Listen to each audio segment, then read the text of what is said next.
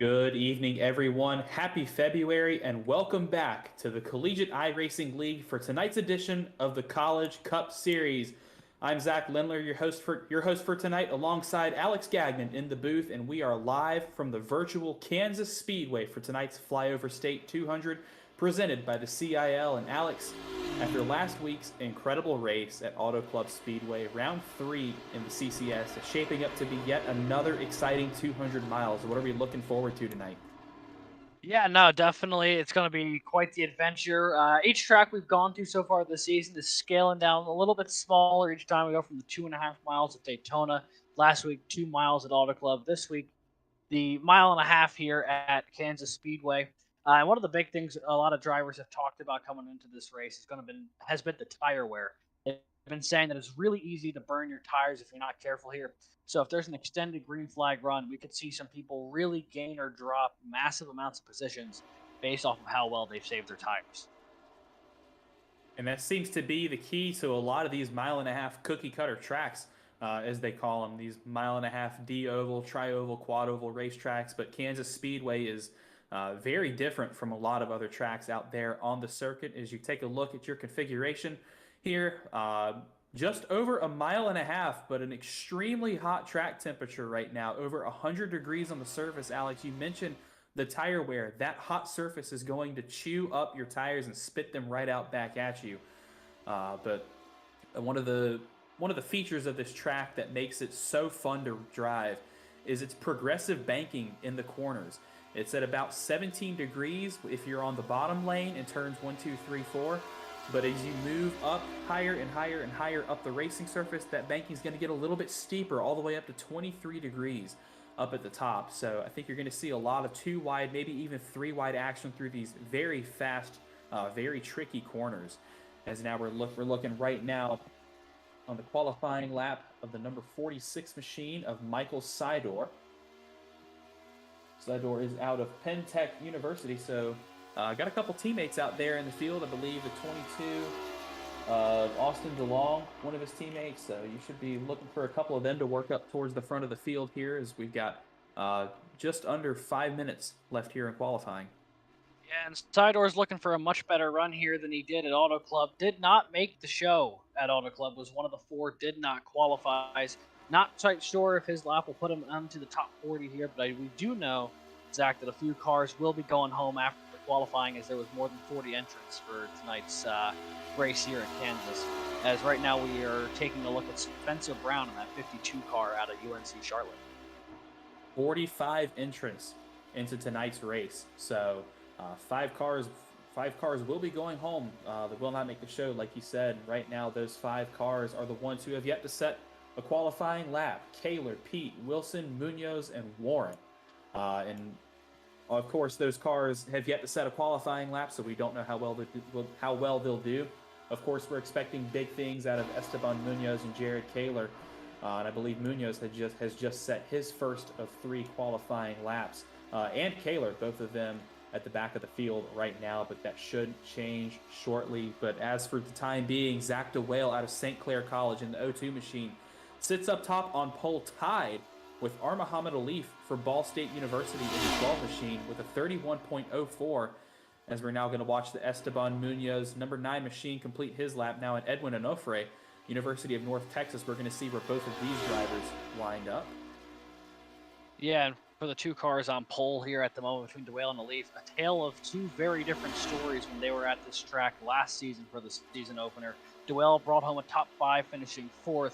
Muhammad Alif did not finish the race, faltered an earlier incident, and finished 28th. So especially for our Muhammad Alif, looking for some vengeance here this evening. Looking at Jared Kaler, I believe this is going to be his final qualifying lap. All of our drivers here in the Cup Series get 3 laps to set their fastest lap attempt for qualifying. And as the number 1 machine crosses the stripe, we're going to see where that puts him on the pylon. P11 for Kaler right there. So not a very good showing right there from the current College Cup Series champion. May have found some stiff competition in the hot track temps He's going to come back around. That might have been his second lap, but he is going to come around, or he's putting in some practice. But Kaler right now sitting in at P11, and I believe that is where he will provisionally finish as we hit the 2-minute mark to go in the session. And I believe we have all but one driver. Ryan Wilson has yet to set a time. So if he's going to set one, he's got to get out there really quickly and do that. But just a quick rundown through your top five: DeWale, Alif, Andrew McCall from Purdue University, only about a tenth, just less than a tenth off of the pole position right there in that 018 machine. Santiago Tires makes his return to the College Cup Series. The former eNASCAR Coca-Cola Series driver is making his return tonight for UNC Charlotte in the 117 machine, setting a 31.13, and Ricky Paz provisional top five right now in that number 19 for the Valpo Esports program, 31.16. And I'm looking at these times, and man, these are close qualifying times. Yeah, I mean, you even look back from start to like the top position back to 40th. It's only like a half-second gap between them, and you can dig back as far as like you look between like 10th and 40th. It's 0.3 between starting in the top 10 and barely making the show. So it's been a very very tight field for qualifying, and I think because of that, we're starting to see some names that are a little higher or a little lower than we're used to seeing. Like for example, Jeremy Millerin, Alumni Series champion, rolling off 27th if results hold at the moment, which is certainly not where you'd expect him to be starting one of these races. Yeah, and Jared Kaler, like we already mentioned, Athena Leclerc right now, provisionally P13. Looking at Andrew Williams, P18. So a lot of our drivers that we usually see towards the front are not starting up towards the front like we would expect them, but the same goes the other way. Some of the drivers that we've seen in the middle and towards the back of the pack, Edwin Onofre, Zachary Self, Connor Levy, Ricky Paz, all starting in the top 10, as well as rookie Brandon Schulenberger, currently holding on to that 10th position, and I believe he will get it as qualifying has just finished. So as the field takes the grid, we're going to get into our starting lineup for tonight's CIL Flyover State 200. Alex? Absolutely. It will be Zach DeWale by 1,000th of a second, starting on pole for St. Clair College, just barely edging out our Muhammad Alif, last season's GT3 Series champion. Andrew McCall, the highest qualifying alumni, rolling off third for Purdue. Alongside him, it'll be Santiago Tires, the former Coke Series driver, as Zach mentioned, rolling off fourth. Ricky Paz for Valparaiso will be rolling off fifth. Alongside him, Connor Levy out of Arizona State. Making up row 4, it's Zachary Self out of Minnesota State Mankato, alongside Edwin Onofre out of North Texas. And rounding out the top 10, it is Matthew Nordberg out of NC State, alongside Brandon Schulenberger from Wingate University. The reigning series champion Jared Kaler for UNC Charlotte will be rolling off 11th. Next to him, Austin DeLong for the Penn College of Technology. Rolling off 13th, it'll be Athena Leclerc, and then it's Austin DeLong's teammate Michael Sidor rolling off 14th. Matt Stawicki for James Madison rolling off 15th, alongside Colin Kolpa for the University of Indiana in 16th. Row 9, it's Tim Robb out of American University, who had a great showing at Auto Club a week ago. Alongside him, Andrew Williams out of Clemson University. Rolling off 19th, it is Garrett Patton from Arizona State, and alongside him, rounding out the top 20, it's Nick Stockner out of Clemson. Starting 21st, Dylan Godinez from Penn Tech, another one of those Penn Tech machines that you'll see out on track. Ethan Head from the University of Tennessee will start 22nd. Rhett Crane takes the 23rd position here on the grid from Ball State. To his outside, our Daytona 250 champion, Jason Wallet from Drexel University. Row 14, Jacob Wiest, UNC Charlotte. Alexander Light, Duquesne University. Starting behind them, a current alumni reigning champion, Jeremy Millerin from Purdue University in the 169. Jeff Peake will start to his outside in the 119 in the 28th position. Andrew Stagey will start 29th for Ball State, a first-time driver here in the CIL. Also another first-time driver, Daniel Hunter from St. Clair College, in starting 30th. 31st, Clint Halterman, UNC Charlotte. 32nd, Esteban Munoz from Florida International. 33rd, Jake Cummings, Wingate University. 34th, Colin Rohr from University of North Texas. Cody Fadenhauer from Virginia Commonwealth makes his first start this season in the College Cup Series, returning. Good to see him back. Matthew Burton will start 36th from East Tennessee State. And rounding out the rest of our field, Andrew Burrell, Clemson University, Spencer Brown, UNC Charlotte, Alexander Hogarth, St. Clair College, and Timothy Wilms, Drexel University. Did not qualify. Yoder, Kimball, Brown, Wilson, and Warren. Man, we got a full field tonight, and I think this is going to be one of the most exciting, most chaotic races we've seen this season, especially with the progressive banking in the corners. A lot of great cars out there tonight. Starting up front, two really fast machines. Ball State, St. Clair College, Zach DeWale will come to the restart zone for the first time. Barney throws the green, and we are racing here in Kansas.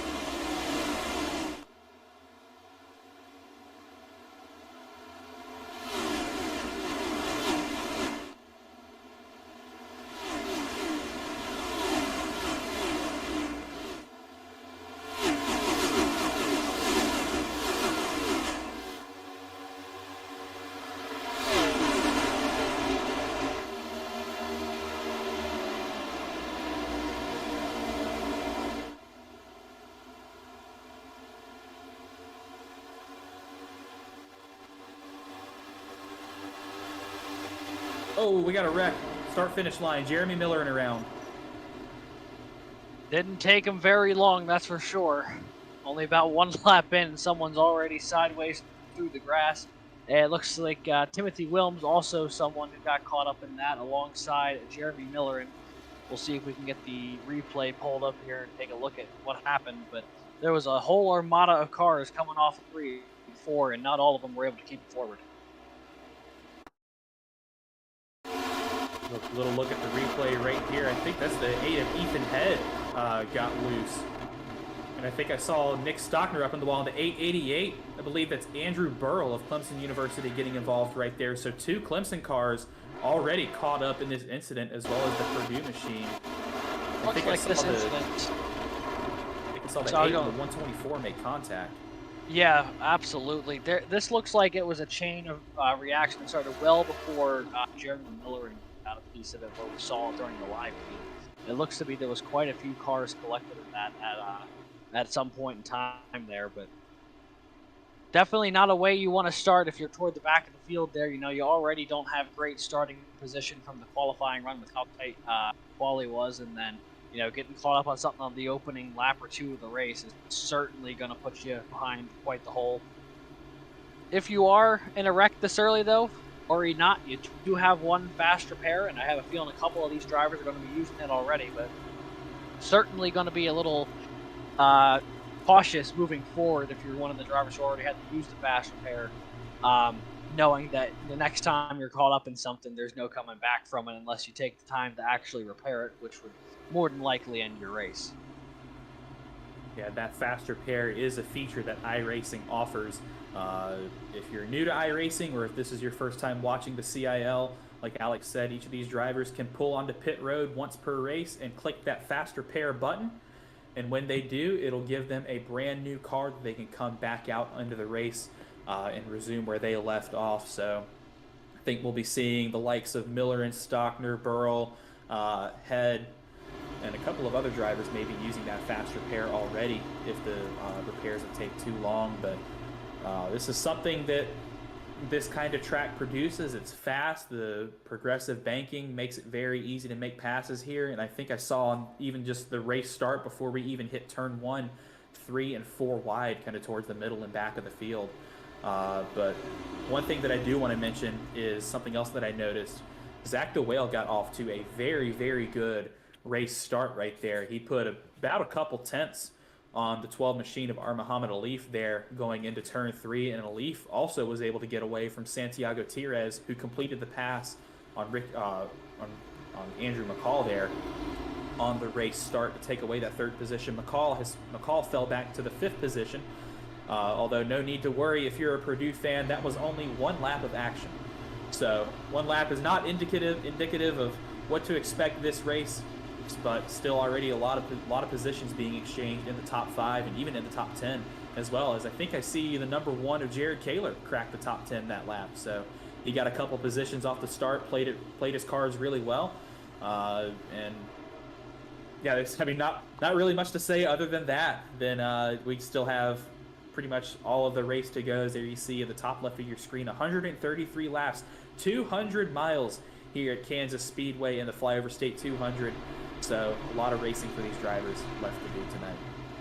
Absolutely. You know, the old adage goes, it's not how you start, it's how you finish. So for those who may not have had the greatest opening lap, they still got plenty of time to figure it out. Hopefully we get a couple of these long flag runs here this evening and seeing some of the tire wear come into play and really force guys to actually manage their tires and keep a watchful eye not only on what the car's doing around them, but also what they're doing to their own machine and making sure that they're still keeping it in good shape for the long haul. But that also means that we need to get some of these longer runs without it bunching up 3-4 wide to the back of the field here off these restarts. Yeah, and I feel like that's something we're just going to keep coming back to during this broadcast as you see the field stacking up 2 by 2, 1 to go, is the tires.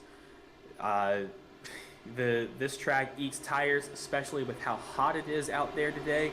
You're only going to be able to do probably 3 or 4 restarts and really burn through those tires before you're going to have to come in and change them out. But sure, that's not anything our drivers don't know.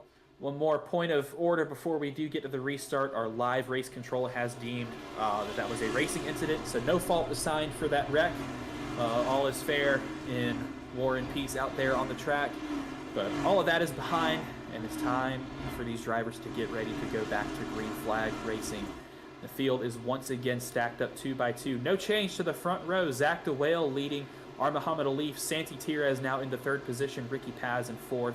Andrew McCall, Connor Levy locking out that row 3. Nordberg, Self, Onofre Kaler in the top 10. The pace car makes the hard left onto pit road as DeWale, the control car, will lead the field to the restart zone. Once again, Barney's got the green flag in the air, and we are back to racing at Kansas.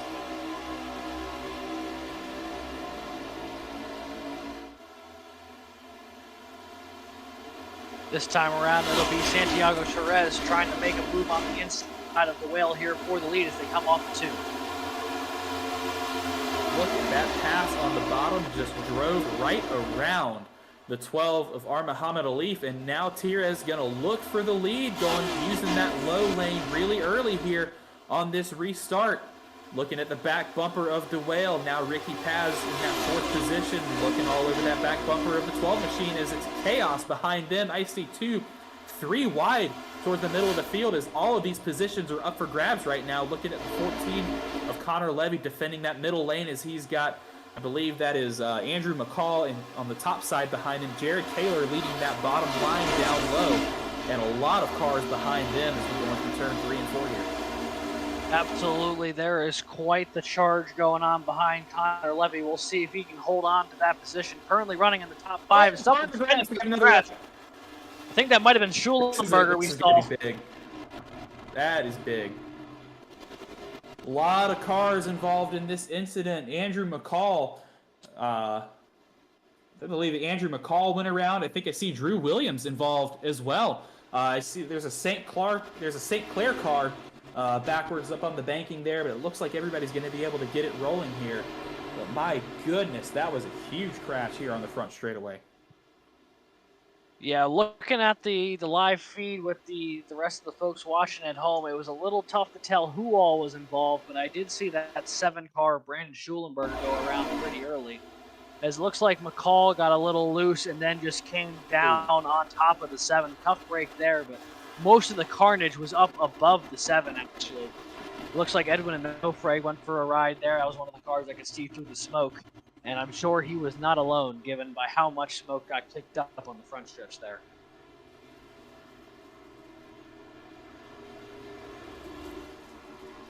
And I think it's really hard to see. I'm going to go back and check and see exactly who all was involved in this incident. I'm looking at least 8 or 9 cars involved in this. It was a pretty big crash.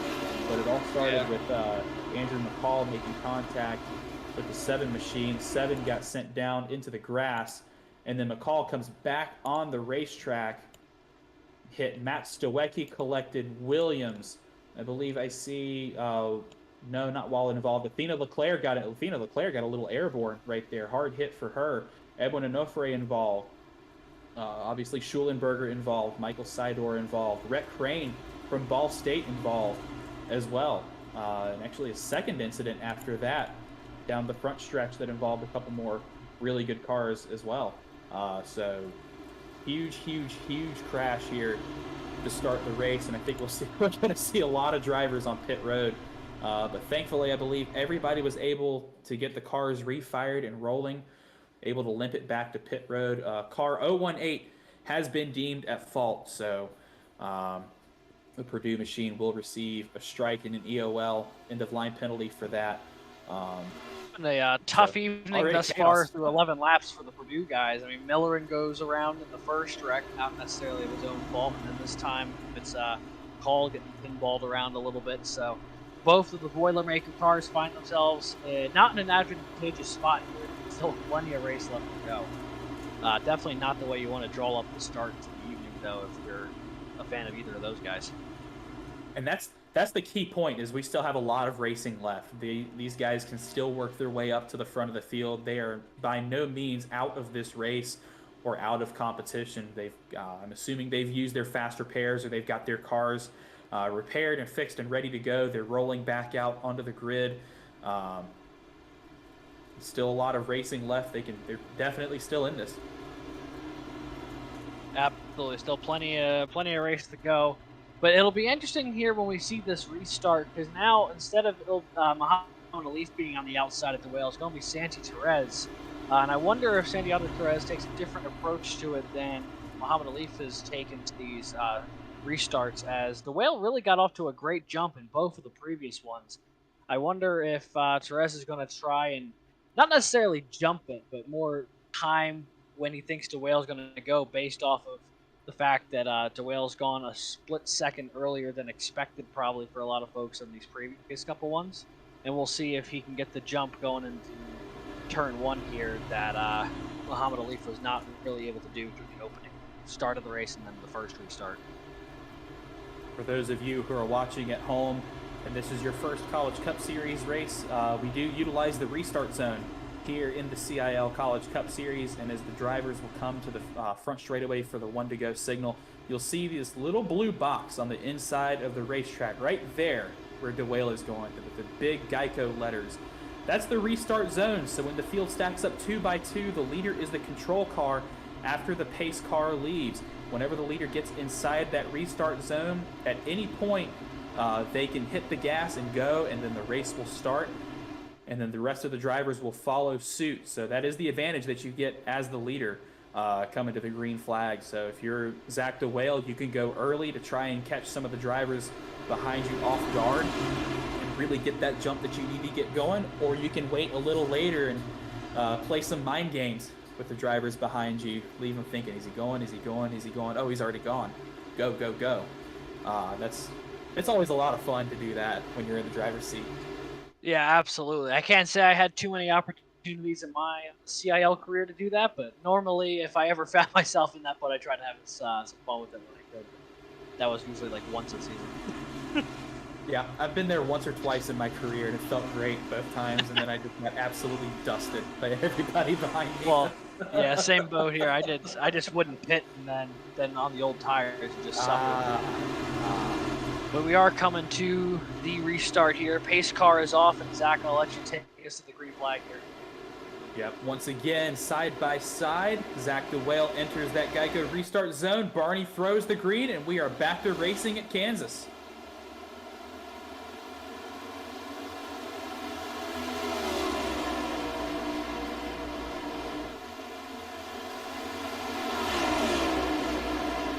Once again, Santi Perez working that low side. He's gotten to the back bumper of the 0-2.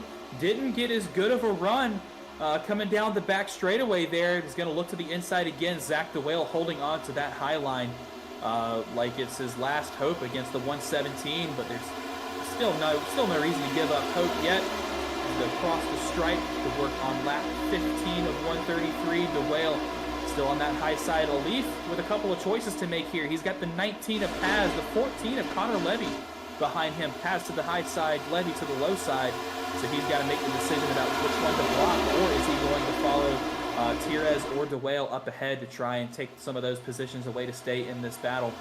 Still a lot of 2 wide, 3 wide, as you can see towards the middle back of the field. Looking back there, but as we look back up towards the front, DeWale still holding on to that 3 wide, I believe, for the 5th position right there.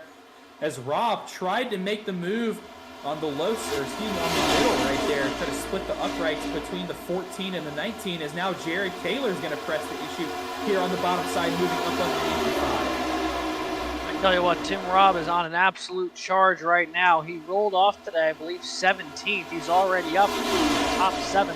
And he's hunting around for that 4th or 5th position if he can make the move here on Paz or Connor Levy. He's kind of right on the back bumper of that 19 car out of Valparaiso, looking to make a move. He's a little bit boxed in right now with a lot behind him. Still and there's contact right there. Here. Still 3 wide right there. The 5 and the 14. Rob and Levy make a little bit of contact right there going into turn 1. And don't look now. Here comes your Daytona 250 champ, Jason Wallet. Tim Robb now looking to the bottom side of the 19 there on the bottom of your screen. Touches the apron just a hair. Got a little loose. We're going to see how that affects his exit coming out of turn 4 here as we're approaching lap 18 of 133. A lot of great fighting here inside the top 10 early on. Absolutely. It's very early, but these guys are still battling pretty hard as all these positions in the top 10 right now are still very much up for grabs. The only one that feels safe at the moment, and I do mean only for the moment, is Zach DeWale in the lead with a 3/10 advantage over Muhammad Alif. But right now, Santiago Perez on this bottom side, starting to get passed by some of these guys on the outside. I wonder if that's trying to save some tire or if he just isn't quite getting the speed off that bottom lane like he wants. Because now Ricky Paz has gone by, Tim Robb has gone by, and now it's Jason Wallet on the outside of Perez looking to get the position up into the top 5.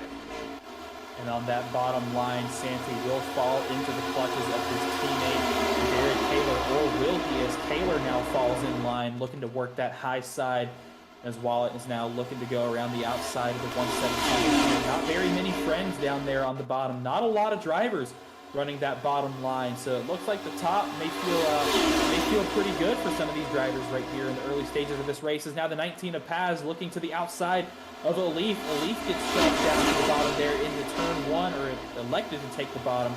And that does not work for him, as he's going to lose 2 positions through that corner. 1 to the 19, 1 to the 5, as now the 02 has checked out to almost a half a second lead in front of the field.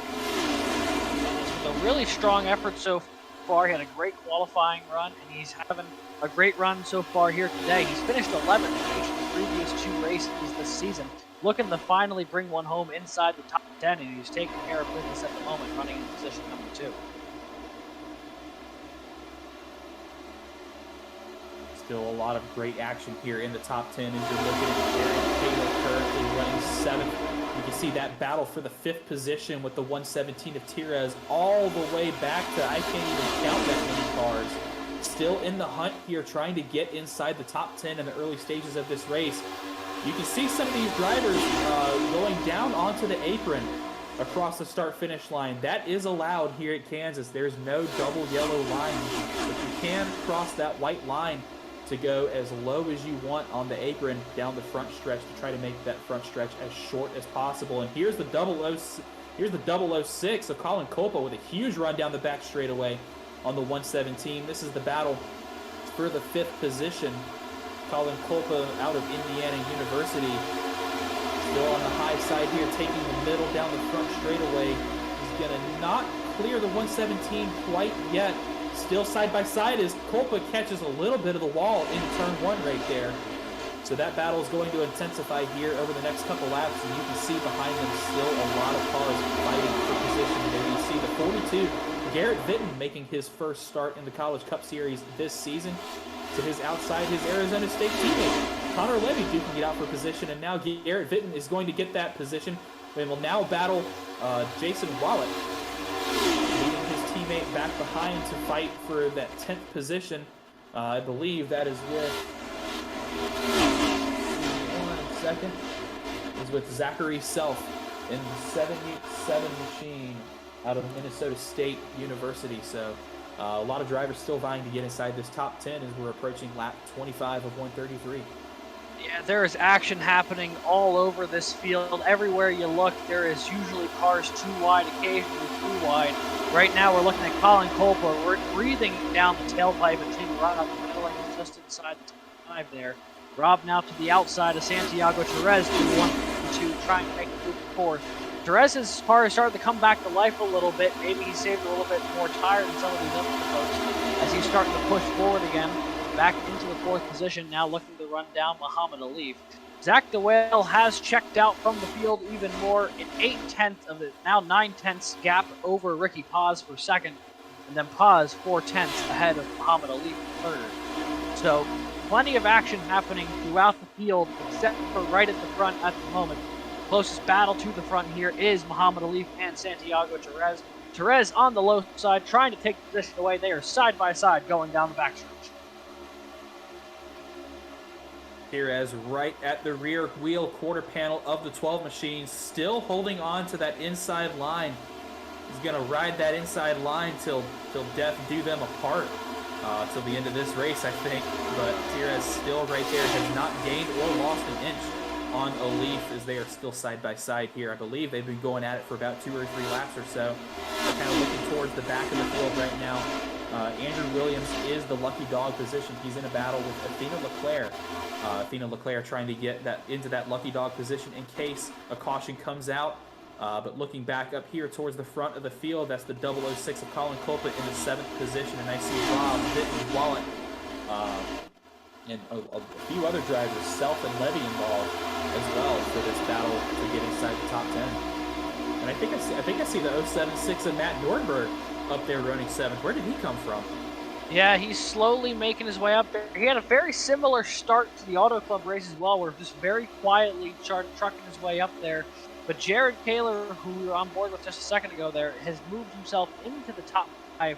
So now with this extended run, a couple of veterans from the series, a couple of the bigger names we've seen in races past, starting to move their way toward the front. You see Kaler up in the top 5, Nordberg in the top 10. And then we have a couple of guys who have seen a lot of success so far this year. Tim Robb led over 35 laps at Auto Club last week. He's now running, or he's still in the top 10.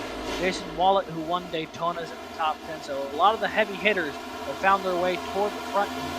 But right now, of all these heavy hitters, no one's had an answer for Zach DeWale, who's a second ahead of Santiago Perez as we approach lap 30 here in the Flyover States 200. Now, once again, I want to talk about tires. I'm not obsessed with tires, but it seems to be the recurring theme of this race. Zach DeWale has pulled out to a pretty considerable lead. But the question now is, has he burned too much of his tire up? As I think the lead came down by 2/10 just through turns 1 and 2 right there. Now almost 3/10 down off of his lead. Santiago Perez on a hell march to the front right now, on, I believe, what could be relatively fresher tires, saving those tires in these early stints, and he's now going to try and track down the 0-2 of DeWale to assume the lead here. But you've got to be thinking, yeah, I'm battling these drivers, I want this position. It always feels so good to pass somebody on the track, but the harder you push, the more tire you use, and you've got to be thinking, how long is this green flag run going to go? Do I really need to conserve tires for a longer run, or can I push a little bit and expect a caution? Obviously, you don't want to be the caution, but in case one comes out, you're probably going to want to stop for tires this time by if a caution were to come out. I think a lot of these drivers up front, especially the ones that have been battling for these lower top 10 positions, really need to have tires on the back of their mind. Santiago Perez weathered the early storm, dropping back a few positions in the top 5, top 10. Saved his tires a bit better than the rest of the field. He's now on an absolute charge to the front, less than a quarter of a second off of Zach DeWale. He's made up 7/10 in the past 2 laps, and he's going to have quite the run down the front stretch here. He's coming right up to the back bumper. He's looking to the inside of DeWale as they go toward turn 1. He's on the inside. He's got a nose ahead. Let's see if you can clear him here. He does have a full car length if you can slide up in front of him and complete it. And he does. Santiago Perez, your new leader here. tire saving makes extremely easy work of Zach DeWale right there, as Tires only took one corner to get around the 0-2, as we will have a new leader, like Alex said, coming to the stripe this time. A quarter of the way through our Flyover State 200 here, presented by the CIL. And Alex, what are some of the things that I think we've learned so far as we're now looking forward to green flag pit stops coming up soon? Well, I think the biggest takeaway is I'm anyone else in the field who was able to watch Santiago Therese. I am racking my brain right now to figure out what on that low side is working to give him such an advantage this late into a run. Because clearly the high side was the better way to go through the opening, say, 15, 20 laps of the run. And it feels like just on a dime, like someone just flipped the switch. All of a sudden, Santiago Perez's car felt significantly quicker than anyone else out here. So all of a sudden, I'm noticing you're starting to see some of these cars running this low side. It's almost as if they went, it worked for Therese. I wonder if it's going to work for us as well. Because it looked like everyone from 3rd through 6th there started running the bottom. I see Kayla's running the high side here, but you see Muhammad Alif on the low side. You see Nordberg on the low side there. A couple of guys might be thinking that might have been the move that they're going to try and replicate as this race continues to march forward into the later half. It's almost like Santi flipped on like a spray of NOS or something inside that cockpit with how fast he came up on the 0-2 and was able to pass him in one corner. Zach DeWale now falling behind now into the clutches of our Muhammad Alif. Still over a second right now is the gap between those two cars, as you can see on your screen, but that gap is coming down ever so slightly with each ticking lap. Is now Kaler going to move to the low side, going to try and put a move on the 12 here. Matt Nordberg, the 3rd car in that pack, watching these two go at it ahead of him. You can see the one on that very, very low side, the 12 defending in the middle. Some great driving right here from these two drivers, as Kaler's going to get a little bit of a better run down that track straightaway despite being on the lower side. We're going to see how this comes out into turn 3. Kaler just ahead by a bumper. I don't think he'll be able to clear. Yes, he will. He has cleared the 12 and has moved into that 3rd position and now has his sights set on the rear bumper of the 0-2 just over a second ahead. But I don't think this battle's just over yet. The 12 right onto the bumper of the 1, and those two fighting has allowed Matt Nordberg and Garrett Vitton to get themselves back in the mix. Yeah, it's quite the scrum here from 3rd to 6th. Everyone kind of in the same square footage. The only person going the wrong direction right now is our Muhammad Alif. He lost 3rd, and now 4th is in jeopardy as Nordberg is looking to make a move on the inside here. Katan's watching this with a lot of interest, seeing which side is going to prevail and which side might be the way he wants to try and progress here into the top 5 as he's currently running 6th. Muhammad Alif, the only car on the high side of those 4 cars as they went through 1 and 2. But right now, it is Zach DeWale who is on screen, and he has clearly fallen off from Santiago Therese. Therese is just driving away from the field here on the later half of this run. But a lot of this could change as we are probably getting pretty close, I'd imagine, Zach, to what will have to be some green flag pit stops, given that a lot of these guys out front did not pit in the opening couple of cautions since they were so close to the start of the race. And I'm looking at my little crew chief notebook right here, and the pit window opened 4 laps ago, and I believe will stay open until lap 47. I think we got a car in the wall kind of towards the back right there, as you saw on the right side of your screen. A couple of cars, I think, coming to pit road this time by. I think I heard Athena Leclerc over the radios stating that she was going to come in. Ricky Paz, I think, is going to come in now as we got a car in the wall. Paz in the wall, so he will have to pit this time, I believe. So a little maybe unforced error out of the 19 going to bring him into pit road to be our first, to be the one who starts our green flag pit stops.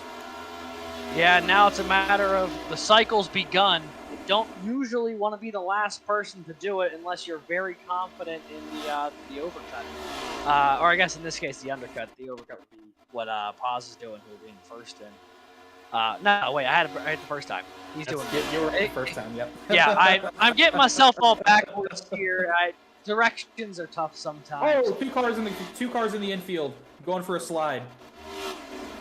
Oh boy, who is that in the infield? What happened there? I believe that was the 77 of Self and the 7 of Schulenberger No that went for caution a on the little straight, trip. though.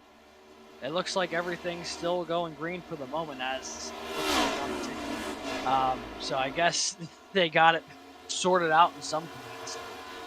It looks like they both were able to keep going, but those two cars tangling off of turn 4. Not really sure what happened. Maybe a little contact, but I'm seeing some skid marks all the way down through the infield and back onto the track. So I believe both cars were able to safely rejoin. But Ricky Paz has come off of pit road now, and I'm interested to see what his lap times look like now compared to the leaders.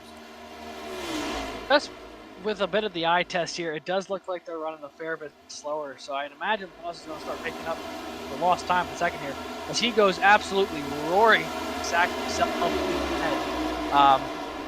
Yeah, no, those fresh tires are making quite the difference, as he's just putting that car wherever he wants it and just roaring past people. And if I'm anyone who Paz just passed, that's my indication of might be my time to come down and get some tires as well before I start seeing more people doing that, because he looks like an absolute rocket ship.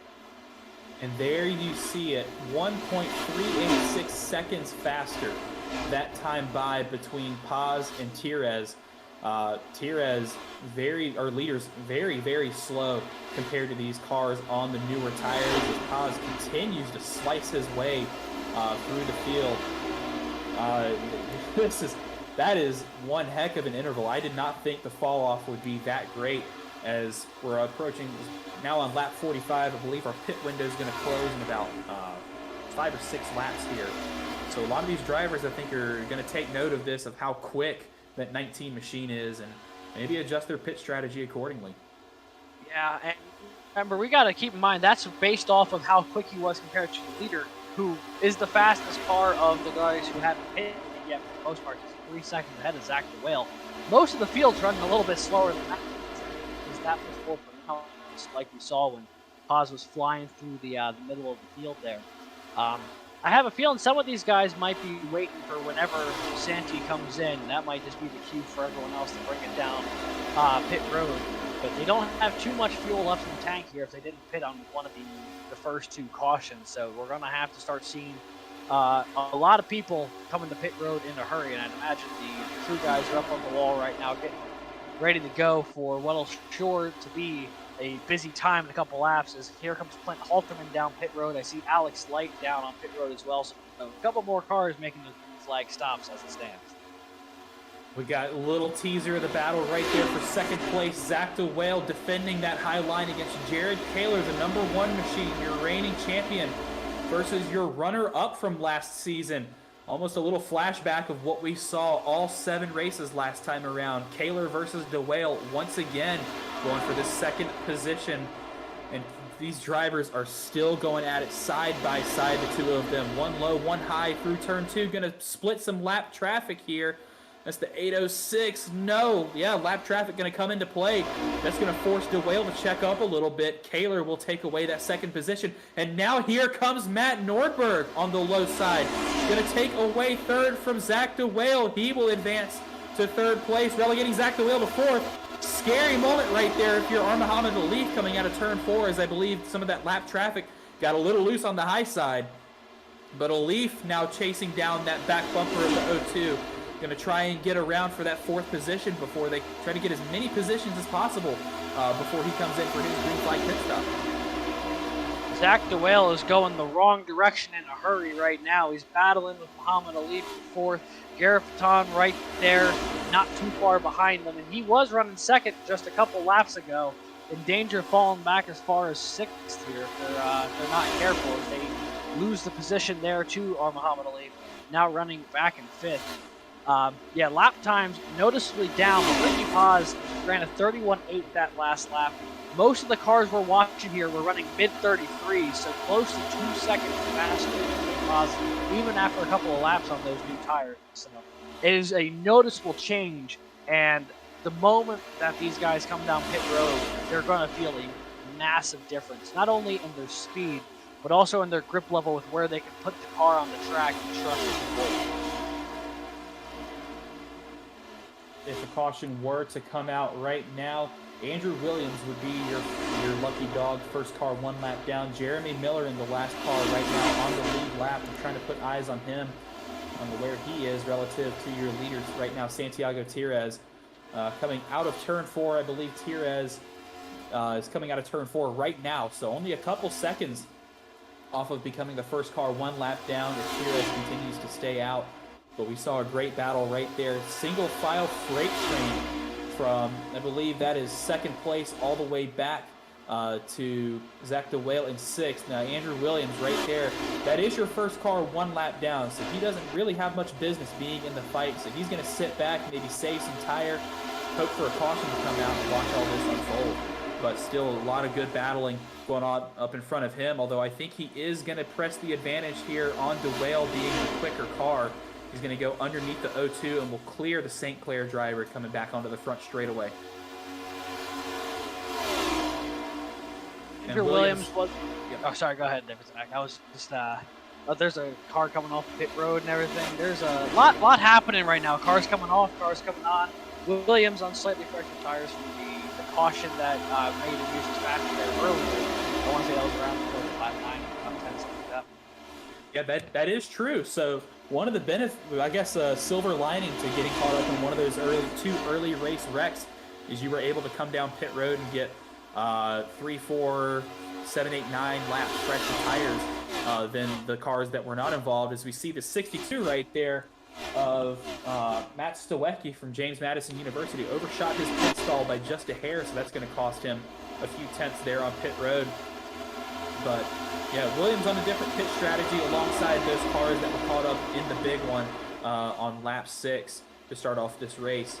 But Ricky Paz still slicing his way up to the field. He's only about 3 or 4 seconds off of the leader right now, so he does have the potential to unlap himself, but he's got to be really, really careful right here to not get caught up in an incident, or even worse, cause an incident, as he gets a huge run right there up to the back bumper of the 12 of a Leaf, going to squeeze him up against the wall. As I think I see the 018 of Andrew McCall tucked in behind him as well, so they're going to try to go where the 19 goes.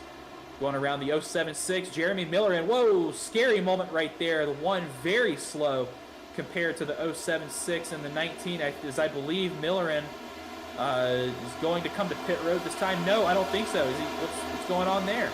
Did he miss the entrance? Either there's something broken or he missed it, but the fact that he's still running and running an actual racing line here would suggest that I think he just completely overshot the entrance to pit road. He's going to have to try again here, which is going to cost him a ton of time since he had already got caution.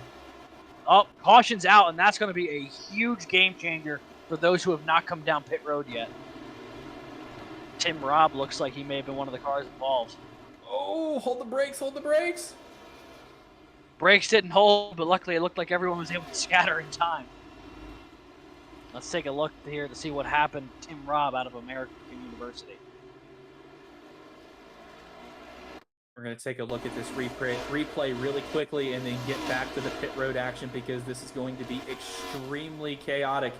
That was the 119 of Jeff Pete I saw. Yeah, down there in the infield. And who in the world? Ouch. Oh, gosh. Yikes. That's a heavy hit there between Matthew Burton and Tim Robb.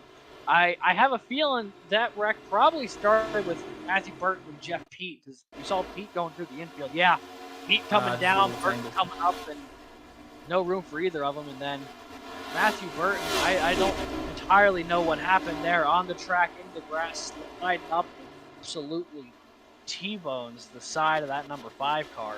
That's rough for all parties involved.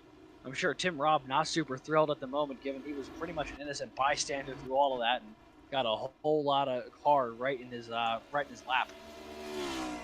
As you can see, the field is on pit road. It's about to be an extremely busy place. You can see the cars propped up. Santi Tirez in his box, a Leaf in his box, as well as Kaler, DeWale, and Nordberg. You can see all 5 of your leaders right there in the shot. This is going to be a very tight race off of pit road. Kaler's off. Santi's off. And Santi will easily win the race off of pit road. Kaler second, Nordberg third. And that is the caution that a lot of these leaders, I believe, were praying for. But going back to that caution, looking at what happened there with the 31, it looks like he was involved. It was just a little tangle with the 119, and something might have broke on that car as a result of that incident. So just unfortunate for him and the 119 and Rob getting involved in that as well. But yeah, mechanical failures are still a thing in sim racing. No driver is ever immune to those, especially after contact, with how relatively fragile these next gen suspensions are. I might have had a busted toe link there as a result of the contact, but unfortunate there for all cars involved. That was my first thought as well, when he just took a sharp right coming back into it. That's my first thought was maybe some toe link there, because that was an abrupt right, which, you know, the only way you're really doing that is if something breaks, you whip that wheel around. Something tells me it probably wasn't the ladder. So, again, could be wrong, but it feels like a very strange decision to do if that was the case. But either way, a cuff break for those three guys, but a much-needed caution for a lot of the leaders. And now we're going to have an opportunity to see guys like Therese, Kaler, Nordberg, Alif, DeWale, all of them have an opportunity to duke it out again on fresh tires, which they have not had the opportunity to do so really since the restart after the second caution back in 10 or 11. That was the last time everyone was like super grooved up. So we'll see what everyone can do now that everything's kind of recollected itself and Therese is no longer 3 seconds ahead of the rest of the field. And I'm looking at our top two right now, Therese and Kaler, UNC Charlotte teammates. So I think there might be some friendly banter being exchanged between the two right now. Maybe some teamwork right now of trying to figure out, all right, you got to let me know when you're going, because I'm going to go with you to try to get the jump, and we can dust the guys on row 2. That'll be Nordberg and Alif on this restart, 3rd and 4th. Lap 60, working on lap 60 here in our Flyover State 200 presented by CIL. If you're just joining us, we have had non-stop action from the start all the way up until now. A couple of big crashes, a lot of really, really good fights inside the top 10 and beyond throughout the field, all the way through. Some pit strategy as well. It does look like most everybody came to pit road that time by, so most drivers here are going to be on fresh Goodyear rubbers as we're getting ready to go to the restart. Just about at this halfway point here. Nice, good extended green flag run. But the old adage is caution is breeding caution, so hopefully that's not the case, but you never know. We have seen it before in the CIL, and I would not be shocked if we see it again at some point, but it'd be nice to get another nice long run like we just did there. That was great. Hopefully we can see that green all the way to the rest of the race, although I'm no Larry McReynolds, but my trends of the race say that there will be at least one more caution till the end of the race, and hopefully it'll split it right in half for these drivers. Stacked up 2 by 2, Santi Therese in the restart zone. Barney throws the green, and we are back to racing here at Kansas.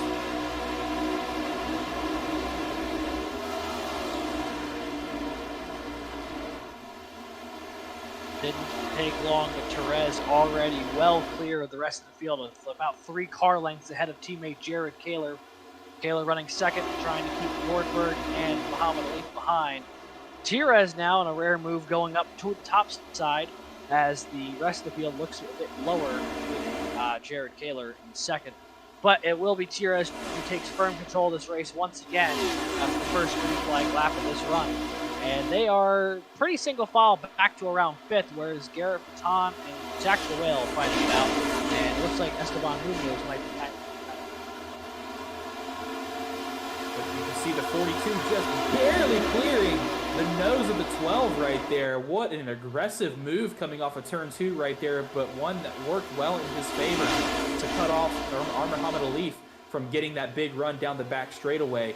As the 42 now advances to the 4th position, he's going to look to take that 3rd position away from Matt Nordberg. But the story of the hour right now, UNC Charlotte 1-2 right now, but for how long? As the one of Jared Kaler has a rear view mirror full of the 076 of Matt Nordberg. cars dicing high and low, trying to find that open bit of room. Vuitton now inside of Nordberg. He looks like he might make the move here for third. He looks like he clears him and now is on the back bumper of Kaler for second. A little bit of contact between the two coming off the board. That car out of Arizona State right now is on an absolute mission. And right now, the only thing stopping it between what it's hoping to do is that one car of Jared Kaler and the 117 to Santiago Jerez. Vuitton with a lot of speed as cars continue to slice in and out of this top 10. You can see the 02 of Zach the Whale at the center left of your screen right there, working that high side to try and get around the 076 of Matt Nordberg. A big slide right there from Nordberg coming out of 4 as he goes up to block the 02. Good move right there. Coming down the front straightaway, some contact, I think, between two cars. That was a Pentec car. Not 100% sure who it was. Got up into the St. Clair car. We're going to see who that was in just a second, but both of those cars got into the wall temporarily, but were able to keep it going straight, so we stay green here at Kansas, and we're able to continue this action. You can see this group of 4, 5, 6, 7 cars and going at it, and I think I saw an FIU machine. Has Esteban Munoz worked his way up there? He has. He did restart around 7th or 8th. He's starting to push a little farther here. He's battling with Rhett Crane, the first time we've seen him in the top today. As that shot from pit road a second ago looked like it might have been Michael Sidor, one of the parties involved in that collision in turns 1 and 2. Did not bring out a caution though, and racing will continue. As right now we are taking a look at Rhett Crane and Matthew Nordberg. Nordberg currently running in the 5th position, with the second highest running alumni behind Santiago Jerez, who is first. Nordberg looks to make the move low on Kaler. Kaler with a pretty hard block there to take that lane away. And that one car at the moment is just trying to keep everything it can behind it, as Vuitton and the Leaf are starting to pull away from it. UNC Charlotte, Arizona State, Ball State, your top 3 right now. Another UNC Charlotte driver, and NC State rounding out your top 5. So a lot of different drivers right here inside the top 5, and even the top 10. St. Clair College. I see another Ball State driver is in there as well, and Rhett Crane, the 6th. That was the car that got involved in the incident with Michael Sidor earlier, a couple laps ago. You can see Esteban Munoz, FIU in that 9 machine. Jason Wallet in the 76, your Daytona 250 champ. And now Andrew Williams, Williams is still a lap down, sorry. Now Jake Cummings, there's somebody we haven't talked about all night from Wingate University. That pretty 95 machine has worked his way now inside the top 10, and comfortably so. Yeah, the Wingate guys have hovered around the top 10 a good bit of the evening here. And Schollenberger did qualify in the top 10. That's Cummings' teammate. But he was involved in one of the earlier incidents. He's currently running 15th. But right now, Jake Cummings in the top 10 for Wingate. What's been a pretty decent effort for the 2. Is Vuitton making a move on Terez for the lead, perhaps? He's on the inside. He almost hasn't cleared. He's going to slide up. Gets a little tight, but Vuitton takes the lead, and now there is a caution out right after the If you're Garrett Vitton, you did not time that any better, as Edwin Onofre, that mean green North Texas machine, has gone for a little spin. I believe that's on the back straightaway off of turn 2, so we're going to check back and see what happened right there. If it was a spin, or maybe he had a little help from someone. But right here, you can see the... Oh, what in the world? Was that the most fierce case of netcode I've ever seen, or what? Oh, man. I know Paz got loose. I know we made contact with the wall. But wow, if that is actually how far away they were, that is brutal. Oh, yikes. Yeah, that's netcode reaching out, grabbing a hold of Edwin Onofre in maybe the worst way I've ever seen. Oh, iRacing is at its core a multiplayer video game, and sometimes it doesn't do its best when rendering cars together. So what happened right there, if you're new to iRacing, new to the CIL, is iRacing thought that the 99 was moving a lot faster than he actually was, and thought that the 19 was not where he was. So it calculated the car speeds accordingly, and unfortunately, Edwin Onofre, the victim of some fierce netcode right there. Some of the leaders we saw there. Let's see. I believe everybody but the top 5 have come down pit road. Well, Vuitton had taken the lead. He came down. I saw that Yeah, much. I do see There might have that. been a couple people. Perez has cycled back into the lead here. The moment Vuitton got the lead, he said, all right, that's it. It's time for fresh tires. So we'll see if that strategy works out for him. I mean, I know you can burn through tires pretty quickly. Someone sideways on the backstretch. Who is that? What happened there? Oh, look out. See a lot of cars taking evasive action right there.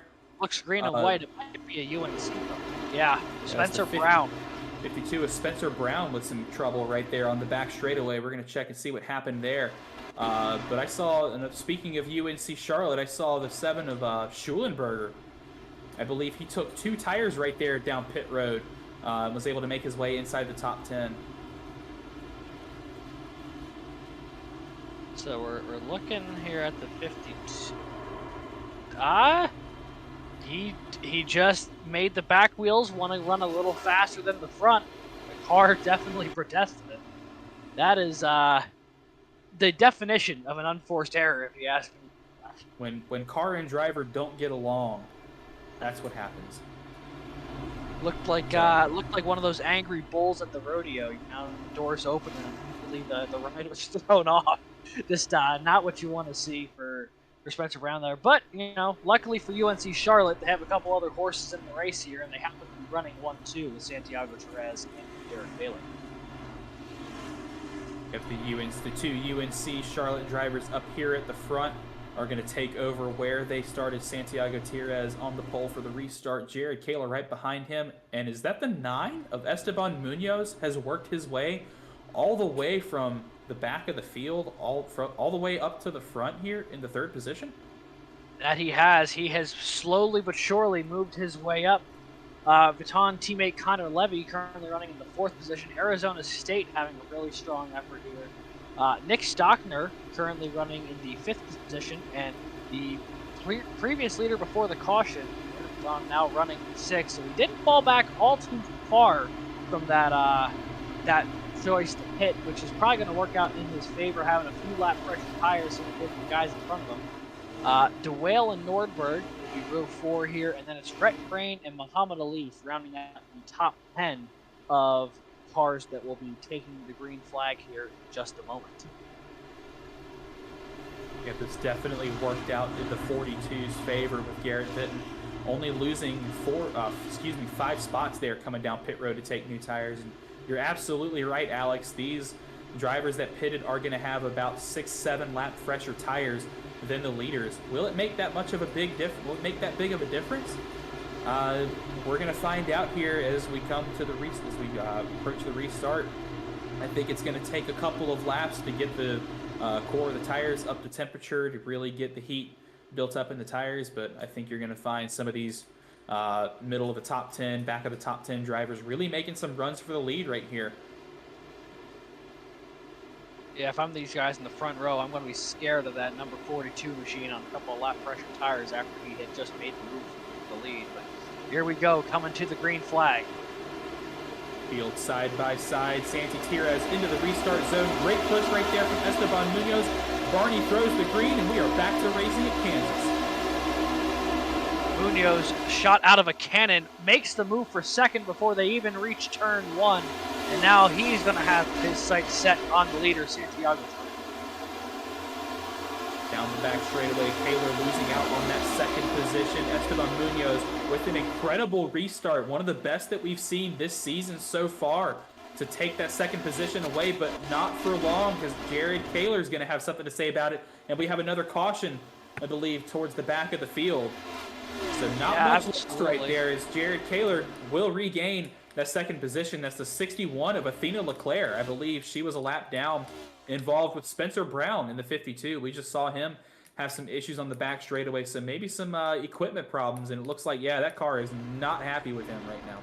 No, that thing is certainly struggling, that's for sure. He's got his hand full just trying to keep that thing under control at the moment. We'll get a replay here in a second, hopefully, to see what happened, but right there we see the 52 sideways going into the 018. Looks like Leclerc makes it 3 wide, and then everyone just kind of converges on one fixed point. Andrew Williams, very lucky he didn't get worse. Get a worse stick of that. Yeah, he may have clipped that a little bit, but he'll certainly take the way that went because that I would love to see his onboard actually. I want to go get his. Whoa, Oh wow! my gosh, what a miss! Whoa, Oh wow! that he's coming behind the 018 and just woo! We're gonna have to save that as maybe miss of the season there. Unbelievable that Andrew Williams didn't get caught up more in that as McCall, Brown, and Leclerc all came together. Not even 5 feet in front of him. Someone get this man an Allstate sponsorship because that car is in good hands right there. Andrew Williams.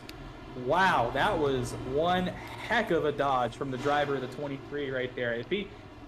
If he didn't get any damage from that, I would be extremely impressed. There's no way he did not hit the 61. Yeah, I mean they were so close they probably clipped each other a little bit, but you know, with how close that was, that is about as good as an outcome as you could ever hope for. The other person who had an outcome probably about as good as you could hope for is going to be Esteban Munoz, who did make the move for second. So he will be getting the restart on the front row after a great restart on the last one. Or did he cycle back to third? Maybe Kaylor was able to reclaim that second position down the front straightaway and cross the line second right as the caution came out. So a bit of luck right there for the number one to reclaim that second spot, as we will once again have a UNC Charlotte lockout on the front row coming to the restart. Yeah, take everything I just said and toss it out the window. Don't even listen to me about what I was just about to say there. He did have a great restart though. We'll see if he's able to do it again. Because he did have such a great jump. He gave Perez a good push down the front stretch, was able to clear Kaylor in the 1 and 2. I guess just wasn't able to make it stick through 3 and 4 when the caution was coming out. But obviously not a ton of shuffling through the top 10, as there really wasn't a whole lot of time to do so. The one thing I find interesting, actually, a couple of the guys on the pressured tires actually found themselves going backwards. One lap shot. Vuitton, who was the leader of the group coming off the road, who started 6th, is now back to 8th. Lost out positions to Nick Stockner and Muhammad Alif. And shout out to Nick Stockner right there for a great restart and just a great race overall so far. I'm looking on my tower. He started 20th and he's running in the 6th position, but I think the biggest mover right now is Esteban Munoz. I'm seeing that he started 32nd out of 40 drivers and is currently running 3rd. So both of those drivers, as well as I'm seeing Jason Wallet started 24th, currently running 10th. Cody Fadenhauer, how about a name we haven't really talked about so far, started 35th, currently running 12th. So a lot of drivers up here towards the front in the top 10, just outside the top 10, having really good days today as we're just over halfway through this race. One other one we should talk about here is Alex Hogarth out of St. Clair. I believe he started this race 38th or 39. He's now up into 19th, so he's also cleared about half the field here over the course of the 78 laps that we've run so far from Kansas. So a couple of big gainers, also a couple of cars who have made big strides in the wrong direction, but we won't highlight them. We'll spare them that much. A lot of them just a wreck that they didn't have too much choice in the matter of. But about a half a lap here before they go back green after the 5th caution of the day. It will be Santiago Perez on the inside, and it will be Jared Taylor on the outside. The 2 UNC Charlotte teammates rolling off 1-2 with Esteban Munoz and Connor Levy in the row behind them. 2 more big movers to shout out before we get to going green here. Timothy Wilms started 40th, the last car to make the cut, going 22nd right now. And Matthew Burton started 36th, running 25th. So some big movers all up and down the field right now, but just over halfway through this race, coming to lap 79, UNC Charlotte out front, Santi Perez in the restart zone. Barney's got the green flag in the air. We are back to racing once again at Kansas.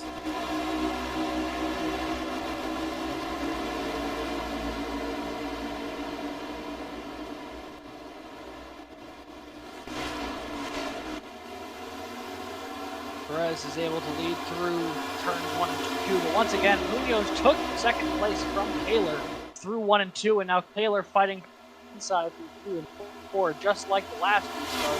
We'll see if history repeats itself as Taylor's going to slide up and be able to recomplete the path. He'll hold on to second here through lap 79. Not the easiest feat in the world. He had to reclaim it after Munoz 1 and 2. But right now, it is 2 wide through a lot of the field, 3 wide maybe some parts through the middle part.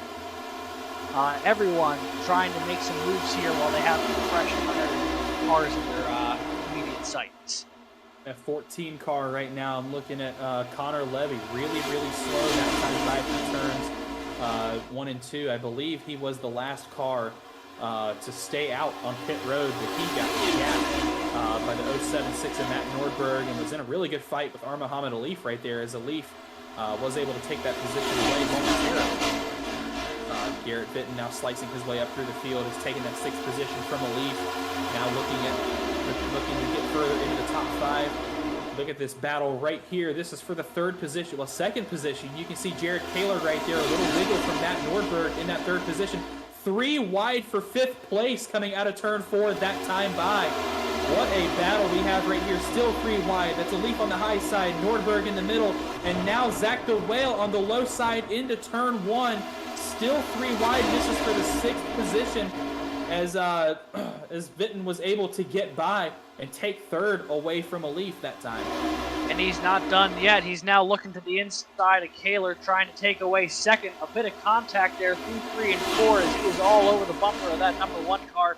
On the high side, though, with a heck of a run, it's Muhammad Alif, who storms into 2nd place on the outside of Kaler.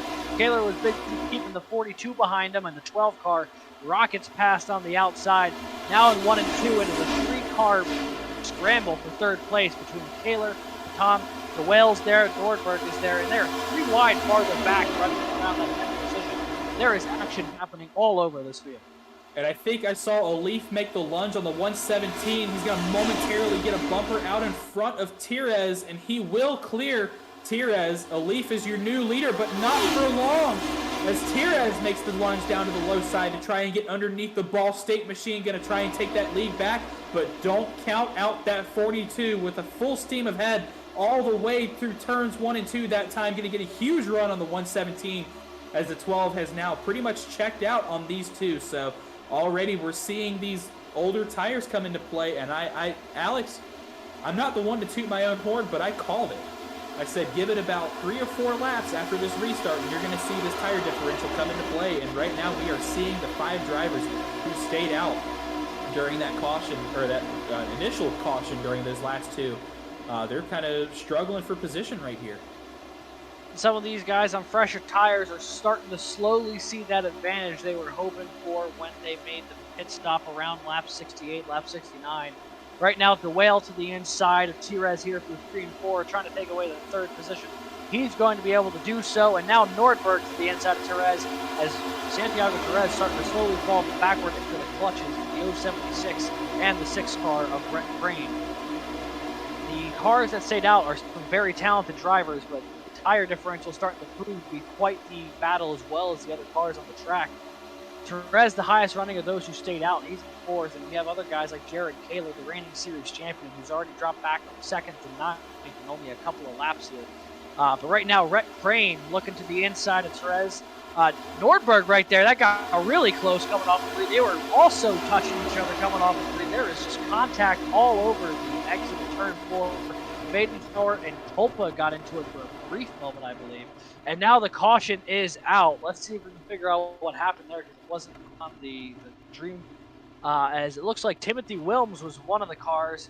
Drew Williams, that car, that tire not moving. Millerin also with some heavy damage. Looks like Ethan Head may have had some issues there as well. Looks like there was quite a couple of cars collected in this one. Whoa, bring it down here, Jeremy.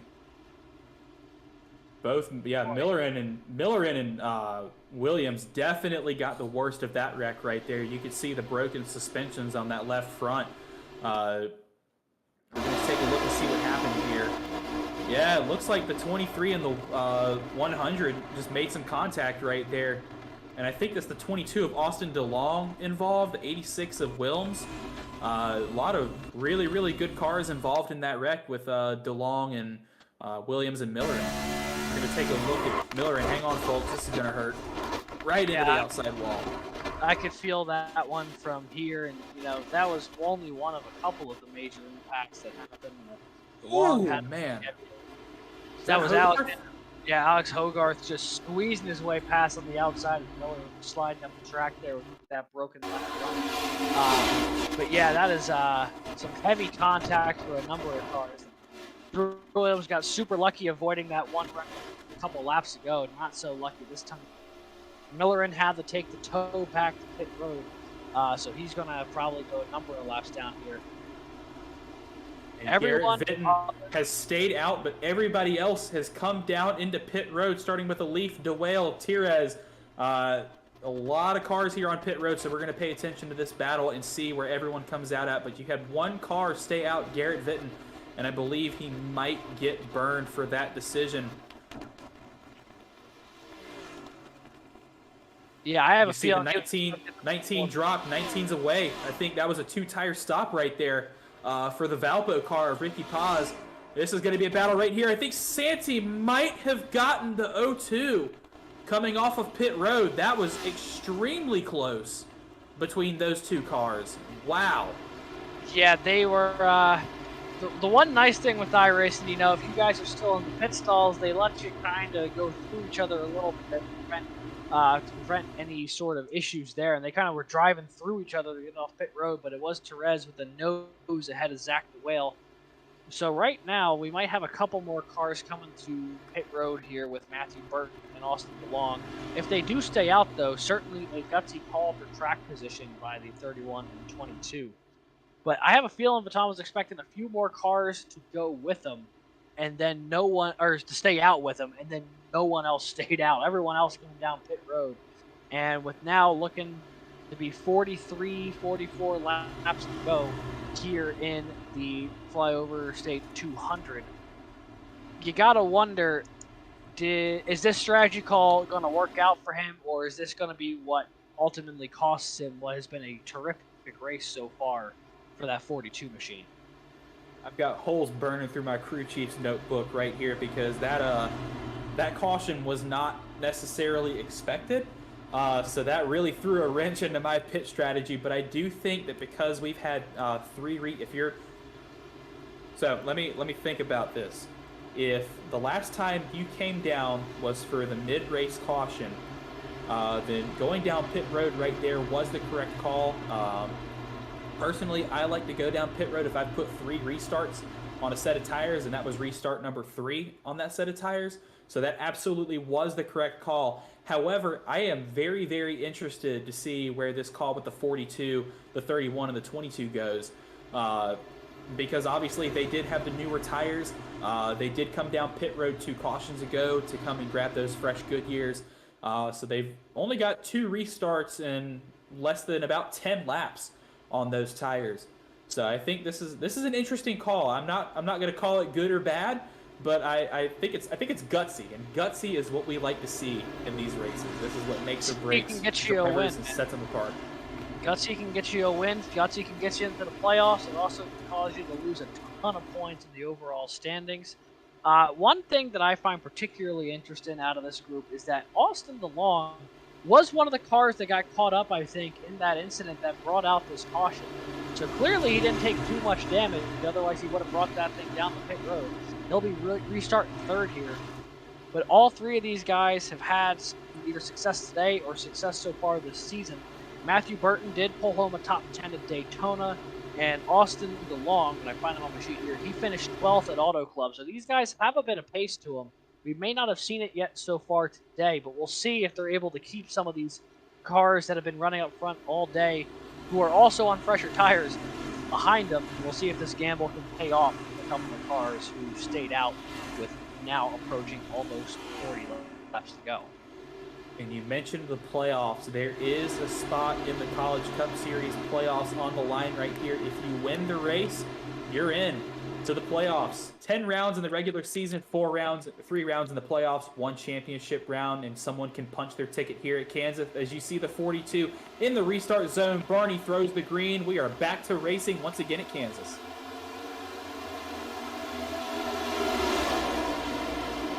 Three wide right there. What a move from the 117 on that restart. The 31 very slow on those old tires, going to stack up some of the field right here, but what an aggressive move from the 117 to get around those drivers. He's now going to charge for the lead. 4 wide momentarily right there for the 8th, 9th position. Jared Taylor on the bottom. Rhett Crane in that 6 up the middle. They're going to clear some of those cars on the high side as it's chaos coming down the front straightaway, looking at the 22 of Austin DeLong, trying to desperately hang on to that 3rd position. Muhammad Alif to his to the inside of him as the 02 of Zach DeWale gets around, and it's just so much going on right here inside the top 10. And look at that number 5 machine, a little contact right there with the 22 as DeLong goes in the wall. As Tim Robb back inside the top 10, now the top 5 after being involved in that incident earlier today. Yeah, the only car that benefited from the 22 and the 31 not really getting going on the restart was the 42. It bought him a couple laps of time, but now Therese is knocking on the door, charging to the inside, clears them with relative ease. Santiago Therese retakes the lead here in Kansas. Zach DeWale and Muhammad Alif also looking to get by this 42 car before long. Right now, Vatan just trying to stop the bleeding and not lose too many spots, as the other 2 cars that stayed out, DeLong and Matthew Burton, nowhere to be seen in the top 10 now. DeLong barely in the top 20. Matthew Burton not even in the top 20. I don't know where. Is he not even in the top 30? Where did he go? Oh, P14. I missed him on the initial tip. But still, both of those cars struggling a little bit to keep the pace as both DeWale and Muhammad second and third. So right now, it is Therese, DeWale, and Alif, your top 3. Tim Robb and Matthew Fortenberg trying to find a way past this 42 machine as well, as these are the cars in your top 6. Producer Scott, I think it's time as we get to this. We got an incredible restart right here. A lot of cars racing side by side. It's time for our first CIL full send of the season. Crank it up.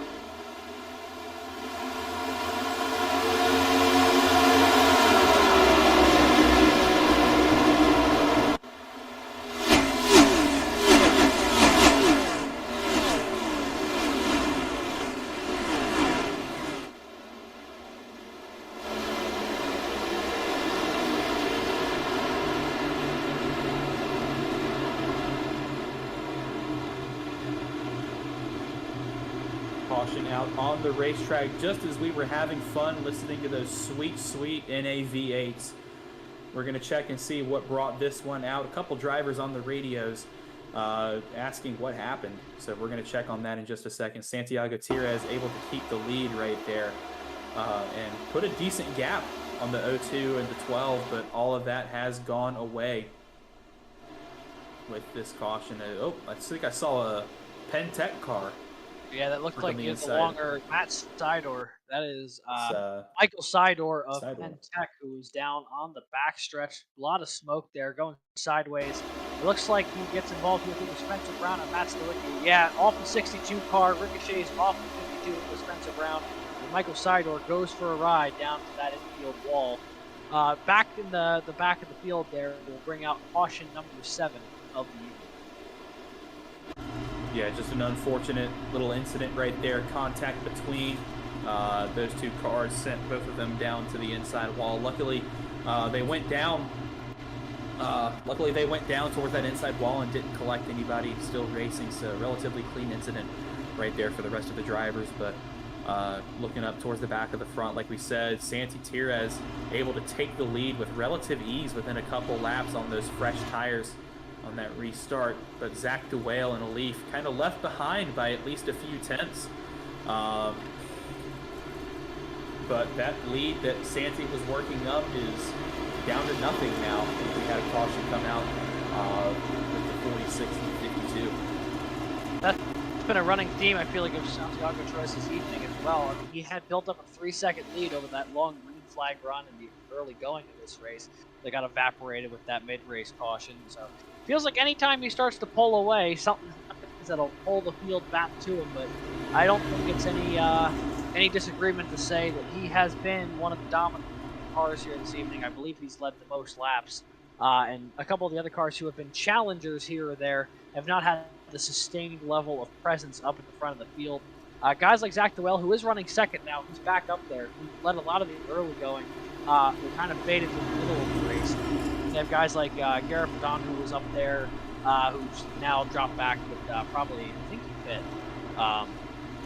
So there's been some comers and goers today, but one of the cars that have remained up near the front most of the evening has been Santiago Jerez. And I think he's the one with the target on his back right now. The rest of the field, they're like, all right, we're going to win this race. That's the guy I got to figure out how to get by. Absolutely. Santi has he stuck around the CIL in the very early seasons of the College Cup Series and has since moved on full-time to focus on his eNASCAR Coca-Cola Cup Series career and some of the other series that he's running higher up. So Santi's been doing an incredible job of representing not only UNC Charlotte, but the CIL as a whole at NASCAR's highest levels. But every once in a while, he'll pop his head in and make an appearance. I remember he did so at the Homestead Miami race last season. Came in, it was his only race of the season, dominated it from flag to flag, which I think is what we're going to see today. So if we're making picks for wins, I'm going to pick that 117 machine to take it home today. If I'm going to pick anyone who I think is going to have the pace to beat him, it's got to be someone who's got the ability to pass him under green.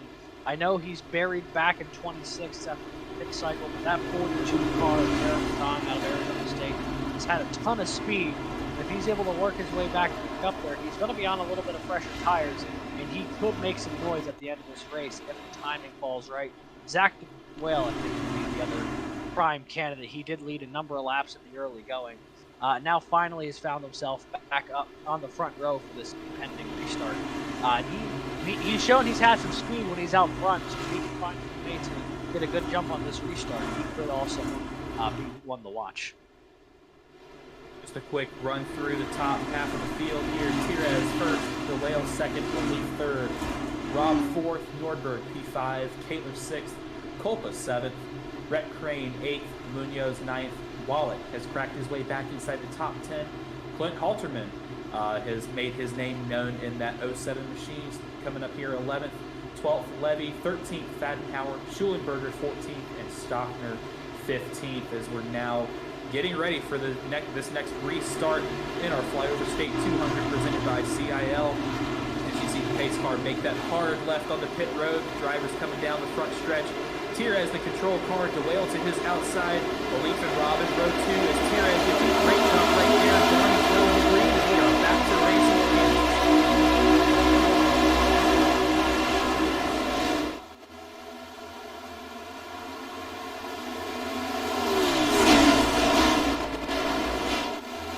Santiago Jerez with a great jump on the restart there, easily clear of a good bit in the field.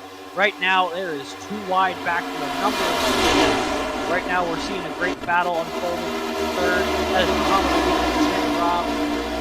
Rob. Side by side, coming off of turn 4, trying to be the one that challenged Zach DeWale for second. They're going to be side by side all the way through the trial. We're going to Caleb working right behind them. Nordberg in the 6th position, also looking to Colin Colville with a great jump. Now finds himself up into the 7th position as well. A couple of names we have not seen as much of this evening. Right now, Tim Robb now diving to the inside, trying to make a move on Zach DeWale for a second. He has cleared him for the moment, and he slide up in front of him, and that becomes the question. He is side by side, coming off of turn number 1. Less than 30 laps to go here from Kansas, and it is a firefight in the top 3, 4, 5 positions. Santi has checked out second lead over Zach DeWale right now, and that number keeps growing ever so slightly, but still great battles right here. As you see, this cluster of cars is pretty much the entire top 10. Zach DeWale leading that pack right now for the second position. Take that higher line now, moving down to the middle. Tim Robb in that number 5 machine, good to see him back up inside the top 5 after his issues earlier. On Muhammad Ali, Jared Kaler is back as well after falling down, losing out on some positions, but still under fire from Matt Nordberg and Colin Colville, 2 alumni right behind him. Rhett Crane, Jason Wallace just back in the top 10 yet again. So is Esteban Munoz. And I would not count out that either that 76 or that 9 machine looking to become here as we get into the final quarter of this race. Yeah, quite the battle here as Tim Robb now on the outside of Zach DeWale, looking to try and make a move on the high side. He's got about a half a car length out right now side by side. Got a nose ahead coming down the backstretch with a great run. He's going to clear that 5 car out of American University, in second for the moment, and has his eyes set on the back of the 117 car. Continue to charge toward the end of this race. Behind them, it is Muhammad Ali and Jared Taylor battling for 4th and 5th, and is a string of cars, some going low, some going high. It is basically too wide wherever you look in these corners, Zach. Yeah, great battling. We're seeing still many laps into this green flag run. You can see, well, just as I speak right there, a lot of the field looks to seem to have settled out. Single file down the straightaway.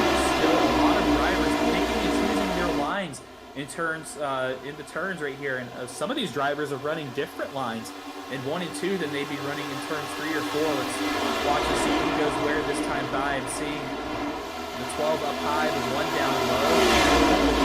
The 6 and the 6 of Crane, and I believe the 1-6 or the 006. 006 and the 006. A lot of 6s and a lot of 0s going on.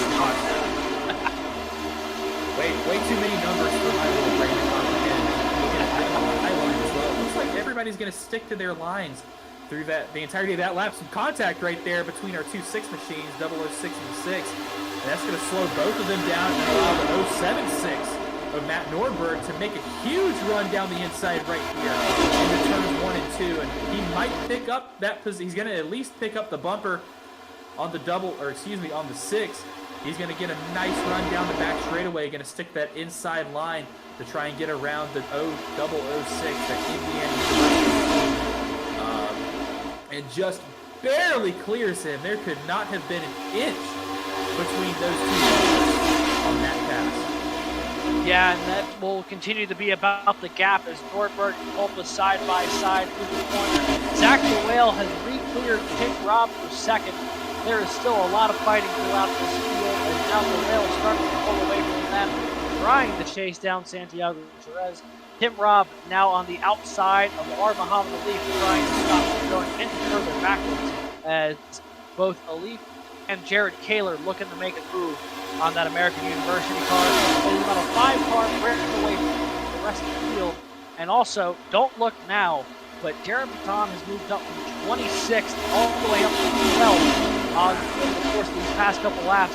The marginally fresher tires plus a fast hot rod all day has led to incredible gains for that car. And that Arizona State machine is now charging down the rest of the field. We'll see if he has what it takes to make it to that front before the end of this race. Absolutely look for him to crack the top 10 at least, and I think he's going to do that this time by, as you see the 006 machine getting passed right there by the 42, and we now have 23 laps to go in this race. Winding down, taking down, a lot of these drivers going to make some moves right there. You saw a big block from the 12 of Elite right there as the 5 and the 1 barely leave each other enough space. Jared Kaler really locking down Tim Robb on that high side to force his hand, and Jared Kaler is going to walk away with that position to try and now chase down the 02 of the road. Still with the rear view mirror full of that number 5 machine, taking opposing lines right here. Taylor's going to get that clean air down on the low side. And it looks like Tim Robb is now going to fall into the clutches of the 12 of R. Muhammad Alif. I believe that is for the 4th position right there. But Santi Tirez has absolutely checked out from the front of the field. That time by, he had a 1.2 second lead over the 02 of Zach the Whale in second place. We're going to see how it is this time. 1.5 seconds, so 3/10 he increased the gap that time by. 21 to go. Yeah, he doesn't have to battle anyone. He's just got plenty of open road in front of him. Meanwhile, every car trying to chase him down is also battling with each other. Taylor makes a move on Zach the Whale for second. Muhammad Alif now on the bumper of the 02. The 3 and 4 trying to make the move. There are cars getting shuffled in and out all over the place. Right now, Taylor now starting to pull away slightly from the Whale as Baton makes it 3 wide to the inside, trying to get by Nordberg and Tim Robb. That 42 car now battling to get in the top 5 when he restarted, I don't know, 8-9 laps, 26th. That Arizona State machine trying to make the front stretch as short as possible right there. Throws a nice block on the 076 and Nordberg to clear him. Now going to go to work on Tim Robb. That 42 is just one right now. He's now cracked the top 5. And I have a feeling he's not going to be content with that. He's been running a bit faster than Santiago Perez every lap so far, except for lap 113. But that gap is starting to get a little marginalized. He's battling through tougher traffic. We'll see if he's able to chase him down. He's now side by side, clears our Muhammad Ali. He's now looking for Zach Bell more. That car is an absolute missile at the moment, flying through this field.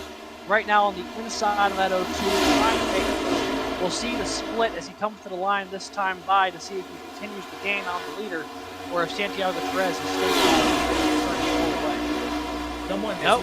Someone has either lit a match underneath Vitten's seat or put a shot of nitrous in that motor. I have never seen a car mount this incredible of a comeback in that short of a time. This is incredible driving skill. Yeah, and he was 6/100th of a second faster than our leader that last time by. So right now he's still battling for 3rd place with Zach the Whale, but he is starting to continue that charge toward the front. It looks like he may have almost cleared the 02 there as our Muhammad Ali settles in behind, trying to use that as an opportunity to get by the 02 as well. They're going through 1 and 2, only 17 laps to go. Right now it is Santiago Perez, Jared Taylor, and Garrett Kahn. Still lots to battle for right here. This is for this battle right here is for the last podium position for 3rd place. Still 4 cars very much involved, and to some extent Jared Taylor right there running second. Santiago Perez has now opened up to a 1.95 second lead over his teammate Jared Taylor. So he's Charlotte looking to secure yet another 1-2 finish here in the College Cup Series. Been a while since we've seen that, but still a lot can happen, all to play for. And I'm looking at my trends of the race right here, and the average caution in a CIL race comes out with 4.7 laps. So statistically, there still will be one more caution, although I'd want to see this go to green right because there. Look at this battle right here. Yeah, you were right. There was almost a caution right there. Everybody getting a bumper full of each other. The 6 of Brett Crane there you see to the high side, the top, the 5, Tim Robb down low, and here's Nick Stockner in the 124. He got caught up in a wreck early on in the race. Haven't seen much of him recently, and now he's decided he's going to put his foot down and work his way inside the top 10. Brandon Schulenberger, Wingate University, working in the number 7 machine, having a great day right now, holding off the 5 of Tim Robb, and we do have some contact right there. Sorry, Nick. Commentator's curse. He's going to hopefully keep it straight and get it rejoined here. Nice power slide rejoining the track, but not what... Man. I'm sorry. Yeah. That was commentator's curse almost immediately. Lucky for him, though, he didn't keep that car from the actual damage. And even better for the rest of the field, this race stays green, which I'm sure if anyone's happy about that, it's going to be Santiago Perez. But it's definitely a lot of battling happening up front. Baton's sort of charge has mellowed out just a little bit. I think those fresh tires got used up a little bit when he had to pass all of those cars. As Perez is now starting to go a little faster than that 42 machine, and he's starting to pull away a little bit from 2nd, 3rd, and 4th. The battle, though, very much still on in 2nd. Baton is all over the back of Jared Taylor, trying to find a way to make a move. And these two battling has allowed our Muhammad Ali to here. Coming up on 12 laps to go, quite the battle for some of our podium positions. Still all to play for if you're one of these 3 drivers right here. Taylor, Vitten, and Alif still duking it out for those last 2 top 3 positions. And I believe Santi Perez has pretty much checked out from the rest of the field. 12 laps to go, a 2.125 second lead that time by over his teammate Jared Kaler. The 42 going to sneak to the inside right here. Kaler throws the block going into the corner, and Alif is going to follow them, going to try and get the draft down the front straightaway here. None of these cars poking out of that draft. They want to stay as close as possible to try and make one of these late race moves. Now 11 laps to go in this 200-mile race. Muhammad Ali goes high here, trying to find a way past these 2 cars battling for 2nd and 3rd. Didn't quite have the run he needed there, but will be able to jump back into the line of the draft and close back up to the 2 cars ahead of him. Right now it's Baton's turn to try and make the move on the outside, but Taylor gets a really strong run down on the bottom. They'll hold on to it through 3 and 4, coming to the line. It'll be 10 laps to go as now Gareth Baton to the inside is now side by side with Caleb for second as they go into turn 1. Can he make the move stick through 1 and 2? He's cleared up for the moment, but he'll have to slide up this turn. And able to do so with relative ease. He'll hold on to it. Now the 42 car out of Arizona State in second place. Nothing stopping him now from trying to run down the leader. He's cleared the leader's teammate, Jared Taylor. But is the gap too big with only 10 laps left? Not a lot of time right here to make these moves work. You can see Vinton getting around the 1 right there. Still going to try and hold off for this second position as the 1. Maybe doing a little bit of tire saving right now just to keep the 12 in his rear view mirror, but saving enough so that he can chase down the 42 at the end. But that gap is growing as the 42 has put his foot down. And if there is anything that you can attribute to Garrett's success today, it's his skill in managing his tires as well as the call to take those fresh tires during that mid-race caution chaos. Yeah, and I questioned it heavily at the time. Clearly, the fresh tires have proven to be a really big turning point in this race. If he didn't pit, he would be up so toward the front, maybe 24 to 25 of the cars.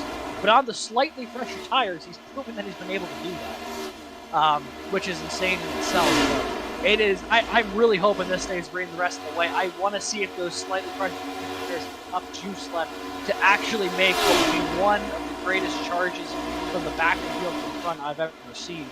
As right now, Esteban Munoz battling Zach DeWale. This is inside the top 10. Munoz has had a pretty decent day, popping in and out of the top 10, but he's where he wants to be when it matters most.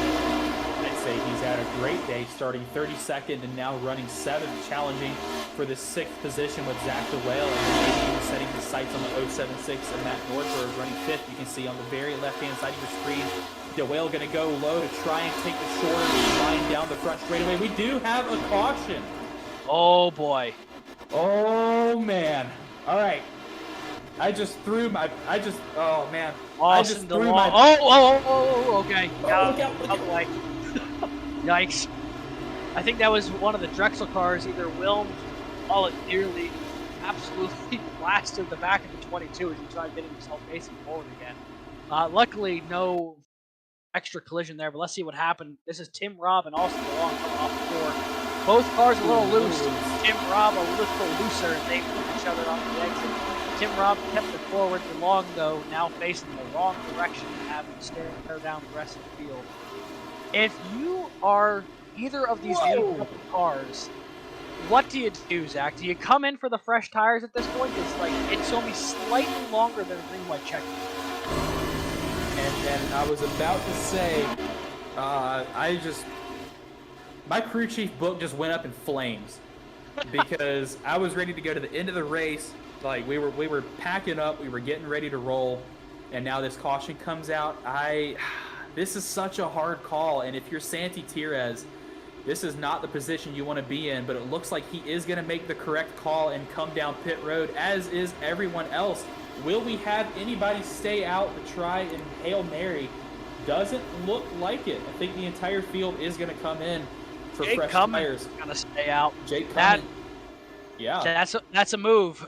He's had some decent speed. We've seen him hovering around that top 10, top 15 a good bit of the day. I keep thinking back, though, to that round. I think it was like lap 90 when we had that one restart where it was just Baton, Matthew Burton, and Austin DeLong who stayed out. And I just sit here and I think to myself, those guys got swallowed back into the top 15 within 2 or 3 laps. There's only going to be 2 or 3 laps left as Therese wins the race off of pit road. Colin Colpa was on pit road. Colpa was backwards on pit road. But I think back to, yikes, there seems to be a lot of smoke. Goodness, what happened here? I'll get back to my thought in 1 second. We're going to see what happened to it first. It looks like there's just some contact there with Paul trying to get into his box as Colpa was leaving his box. And Colpa did the smart thing right there, which is throw it in reverse and get out of everyone's way so you don't cause an even bigger incident. And, oh, man, almost collected the 76 right there. Spoke too soon. 76 has had a couple of close calls out of nowhere, like 30 seconds. But with thinking about the cars that stayed out previously, I don't think that it worked for him, unless these guys are coming in from beyond the top 15. If they are, then it's a great way maybe to get a couple extra positions late. If you're running in the top 15, especially with how there's a good 20-odd some tire laps on those tires at least. I just don't see that move panning out for these guys unless they weren't in the top 15. So the top 3 cars stayed out. That was Jake Cummings, Rhett Crane, and Dylan Godinez. Or Godinez, right? Godinez, yes. I got it right the time on the second. But 3 cars stayed out. The rest pit. It is going to be Santiago Perez as the first car off on the fresh tires. Athena crashed on the base. Let's see what happened here. Not the first time this has happened this race, so let's take a look and see what happened here. There you see the 61 slow on the bottom lane. Not really sure what for. I don't see in our race control logs where she got an EOL. So she may have picked up some... I wonder if Athena was a lap down or something like that. Maybe just that might have been it. Maybe just trying to let everyone... We are checking. Yes, she is currently scored 1 lap down. Gotcha. So okay, she was conceding those positions back. Yeah. Gotcha. So looking at it, Vuitton is back in 7th. He lost several positions on pit road. It is Tires, Alif, Kaler, then Vuitton, who's back in 7th. We've seen him make some pretty incredible charges, but I don't know. With only a couple laps to go, and guys like Therese and Kaler ahead of him on fresh tires, that's probably what's going to make or break this race. Pit lane movement there, but that gives guys like Muhammad Ali and Jared Kaler a shot. I don't want to discount the 3 cars that stayed out, but I really don't think those old tires are going to be enough to get them to the end. Maybe they could pull out a top 10, but I doubt that it's going to be a win for who stayed out there. Unless this wouldn't count. Oh, Godinez hits Therese! Another spinner revving up the tires too quickly. That was pretty solid contact. I know they weren't going too fast, but that really might affect Santiago Perez's ability to close off this race. If I'm Muhammad Ali or if I'm Jared Kaler, I am salivating at the opportunity that I just witnessed in front of me. Ladies and gentlemen, for the first time this season, welcome to CIL Overtime. Green, white checkered, 1 attempt to make it to the finish. Jake Cummings, Rhett Crane, Godinez stayed out on older tires. Cummings gets the restart. Barney drops the green flag, and we are back to racing here at Kansas one last time. Cummings will lead into turn 1, but is Santiago Perez making the move already for second? Now moving to the outside, trying to get by the 95. Those fresh tires pulling him forward. He's side by side with Cummings. Kaler right behind Perez, and it is mayhem on behind him. Will they make it to the stripe is the question. Perez now the new race leader. Kaler second. Next flag will likely end this race. Santi Tires re-inherits the lead as they take the 1 to go. White flag out in the air. Jared Kaler, second place, followed by the 0-2 of Zach DeWale. But it's been all Santi Tires this race. Will anybody have anything for him this time? It's Tires, Kaler, DeWale, Alif, and now the 12 of Connor Levy making his presence known here in the latter stages of the race. But I don't believe any of these cars will have anything for Santi Tires. Welcome back to the College Cup Series. Santiago Tires will win at Kansas. A dominating performance from start to finish. Santiago Tires will pull it out to win here at the Flyover States 200 in Kansas. His teammate Jared Kaler will bring it home second in a 1-2 finish for UNC Charlotte. And I believe it is Zach DeWale out of St. Clair College who will round out the podium with Muhammad Ali and Gareth Patton rounding out the top 5 in what was, I would say, Zach, a pretty thrilling race. I mean, we had a bit of everything. We had some hectic restarts, we had some long green flag runs, some pit strategy came into play. It was a little bit of everything in this race. This was an incredible race from start to finish. It had strategy, it had chaos, it had plenty of drivers going back and forth for position all race. And this man right here, Santiago Tires, the alumni out of UNC Charlotte, dominated from flag to flag, played his cards right, and he will, in his debut this season in the College Cup Series, take home his first win, as I believe we're seeing some double burnouts right now in the front stretch between teammates. Jared Kaler parking it right next to his teammate, Santi, and they're going to celebrate together as we're going to try and get both of them here up in the booth, as well as Dwayne. And yeah, what an incredible race. Strategy, chaos, Rex, good battles, start to finish, and a dominant win in dominant fashion. Congratulations, Santi. One thing I am glad to say is it doesn't seem like that little bit of contact between Medinez and Therese affected Santiago Teresa's ability to pull out the win here at the end of that. Because that would have been a real bummer for him to have been as dominant as he was all day and then have something silly like that under caution prevent him from taking home the win. So he clearly was the fastest guy on track most of the day. The only other car who I think really would have the ability to really challenge him would have been that 42, but not a really fast pit stop on that last pit cycle, dropping positions back. And that was just too many positions to make up under the green-white checkered. But I'm imagining here it's going to be interview time in a second this time. Yep, we have called our top 3 drivers to the waiting area, to the cool-down room, where we'll hopefully be able to interview some of them. And actually, I believe we're going to get our first interview right here. Zachary DeWale returning to the top of the College Cup Series, picking up where he left off last season. Zach, you got a copy? Hello? Hear me? Yep, we got you. Damn, it's been so long I forgot what my push to talk button was. Yeah, we missed you in the booth, man. Where you been?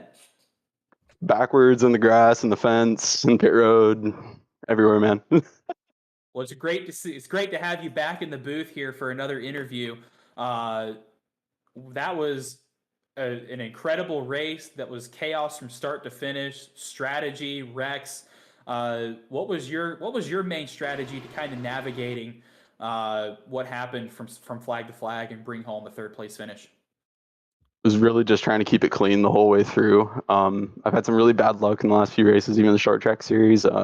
Bad mistakes on my part and bad luck overall. So we were just really trying to keep it clean, keep the car off the wall, keep it off the other cars, and it worked out for us. I was pretty bad on the tires today, but that green white checkered really saved me at the end. Well, yeah, I mean, and that was pretty clear on the start of the race as far as that tire wear during that big green flag run before the start of the race was the tire wear was going to be a big part of it. We saw you as one of the dominant cars early, then you kind of fell back. What happened to kind of get you back up toward the front at the end here once you lost the lead in the middle of this one? I think where I kind of lacked on the old tires, it was a bit better on the fresh ones. So I was able to make some of that ground back up just on the restarts. I could be a little bit more aggressive and just kind of hang it out on the wall and let it rip. But yeah, you know, it's this. Yeah, it was really rough on tires today, and that's what killed me. So I just had to. I knew I wasn't going to be good on tires, so I had to use the new ones while they were good. And take advantage of those. Well, Zach, it's great to have you back here on top of the on the podium here in the College Cup Series. Welcome back. Where you're right back where we expected you. Looking forward to the rest of the season. Is this the momentum that St. Clair College needs to mount its constructors title defense here on the student side? I think so. You know, we were really strong last year, and we've been fast at every race. We've led laps at every race. But you know, just the luck hasn't gone our way. So hopefully this can be some good momentum for the team, and we can see what we can do for the rest of the season. And one more thing before we let you go, celebrate with your teammates. Is there anybody you'd like to shout out or thank before you leave? For sure. You know, as always, Jordan and Riley and Emily watching at home, and yeah, you know, it was a good race for everybody. So I can come home happy from this one. Congratulations, Zach. Hope to see you back soon. Thanks, buddy. Oh, he called me buddy. That's the Hey, Zach to Zach love. exactly. There's that connection there. You know, you're building bridges out here. Yeah, But very it is. good to see. Oh, sorry. Go Oh, ahead. Go ahead. yeah, very good to see St. Clair back in the interview booth, back on top of the CIL. I did mention something that we've kind of skipped over in this broadcast is St. Clair are your defending College Cup Series student college champions. So they do have a trophy to their name that they are looking to repeat this year. Zach DeWale, the standard bearer for that program, finding some success early on in this season. And you heard it from him. This is exactly the momentum boost that they needed to carry that on for the rest of the season. Yeah, I mean, he's got 3 top 10s to start the year, 6th at Daytona, 10th at Auto Club, now 3rd here today. He's putting together a pretty solid point season. Just needs that little extra bump, I think, to put him over the hedge to get that first win of the season. But I think it's time here to bring in our second place finisher, Jared Taylor out of UNC. So let's see if we Jared, you got us? Yeah, I got you guys. How's it going? Going all right. Well, that was another pretty interesting spectacle toward the end. A bit more strategy, I think, involved in this one. Wanted to hear your thoughts as far as a couple of those longer green flag runs, a couple of alternating pit strategies. How did this race differentiate from a couple of the ones that we've had so far this season? I think tire strategy really came into it. You nailed it right on the head. I felt like running the bottom, I was able to conserve that right rear tire, and on the long run, I think it kind of showed off. You know, you'd have the people running the top, and they would kind of get, for the first 10 laps of the run, they'd pull ahead, and then after that, you'd start reeling them back in if you were running the bottom. And there was that one pit strategy. A couple of us stayed out, and as soon as we saw everyone pit, I was like, oh man, that was the wrong call. But fortunately, we got a lucky caution about 15 or 20 laps later, and we were able to pit and get back on sequence and drive back up through the field and finish second place. Well, Jared, good to see you back in the booth here. We saw you up front for a considerable portion of that race, working with your teammate Santi, who made his return to the College Cup Series this evening. Were you two working together a lot as the laps began to wind down? We saw that you didn't qualify well, but you were able to reestablish yourself in the top 10 and top 5 relatively quickly. So, what was the dynamic between you two like tonight? I mean, we were just Discord kind of chatting away. It was kind of fun, kind of relaxing a little bit, especially when you're 3 wide, kind of breaks up those stressful moments that you have in the race. So, I mean, it's really beneficial having someone on a restart, I think. But then as the run gets longer, I knew he was going to pull away from me, and I didn't quite have the pace to catch up to him. I kind of messed up qualifying a little bit, didn't push as hard as I probably should have, so it set us back. But yeah, I knew he was going to be the class of the field tonight, and it's nice to see him back in CIL. Well, Jared, you were 3rd a week ago at Auto Club, 2nd here today at Kansas. What's it going to take to get that one extra position and pull home the first win of season 7 for you? I don't know. I mean, Richmond's not really my strong suit when I think of tracks that I like and tracks I'm fast at. Richmond's probably nowhere near the top of the list, so it's going to be a challenge for sure. But I think there's a couple other tracks later on in the season that I'm really looking forward to. I'm really looking forward to Watkins Glen and Darlington. I think those are going to be 2 good tracks for me, and yeah, I'm just kind of buying my time for there, and hopefully get some good runs going in, and yeah, it's nice to get some momentum after Daytona. Yeah, absolutely. A couple of strong runs in a row for you. Another quality night for not only you, but for the whole UNC Charlotte team, I'd imagine, pulling home the 1-2 finish here. Is there anyone you'd like to shout out here before we move on to talking to your teammate? Yeah, I'd like to shout out you guys for putting on the stream and organizing everything. And of course, Niner Esports. And 2 student wins back to back, and alumni and student win tonight. So looking like a great season already. Yeah, absolutely. Off to a strong start. Well, thanks for joining us here, Jared. Congrats on your P2 finish tonight, and hopefully we get to talk to you a couple more times here before the season's over. Thank you, guys. Take care. That was Jared Kaler, your second place finisher tonight, and you heard him mention the student win. He is your student winner tonight. He was the top finishing member of the student class in tonight's race, so he will get the points, the massive points payout for that. But let's go ahead and talk to the man of the hour. Santiago Tires makes his triumphant return to the CIL yet again. Almost a repeat of Homestead Miami last season. Santi, congratulations on another win and welcome back.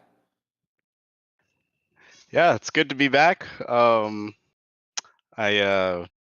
didn't know you guys switched to Mondays, so when I saw that, I saw that you guys were in Kansas. I was like, I felt like it was a good opportunity. Kansas is a fun racetrack, so decided this would be a good week to make my return. Absolutely. I mean, you had a great showing here today. It's always fun when you're back in the lineup here in the CIL. I wanted to ask you, during those opening stints where you were one of the only cars running the bottom and you're starting to fall back a little bit, and then as that long green flag run at the start kind of developed, you shot back toward the front of the field and never really looked back.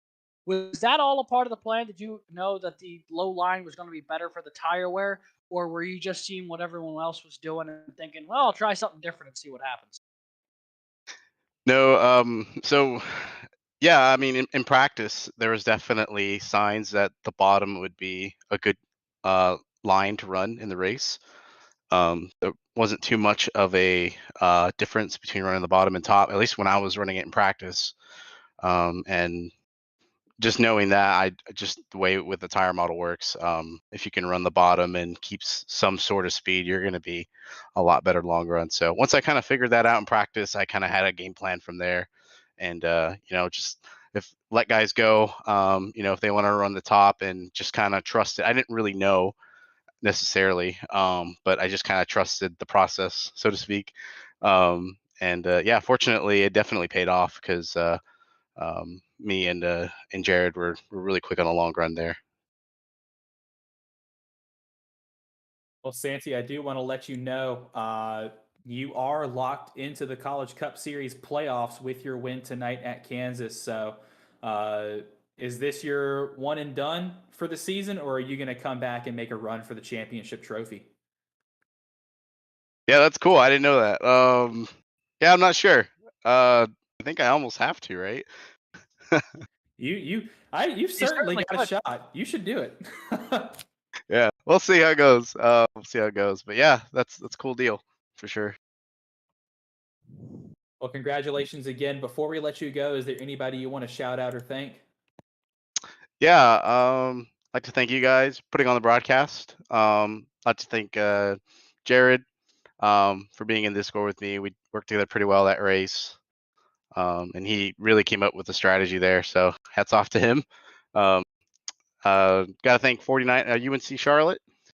Got to thank McConey Setup Shop. I build the B car sets over there now. So if you guys are interested in running B car, go ahead and head over there. And that's all I got. Thank you guys. Yeah, thank you. Congratulations again, and hope to see you back up here in the booth soon. Appreciate it, guys. Santiago Tires making his return to the CIL College Cup Series and walks away with a win in dominant fashion, perhaps the most dominant of the season thus far. Let's go ahead and dig into our final results from tonight's CIL Flyover States 200. Alex.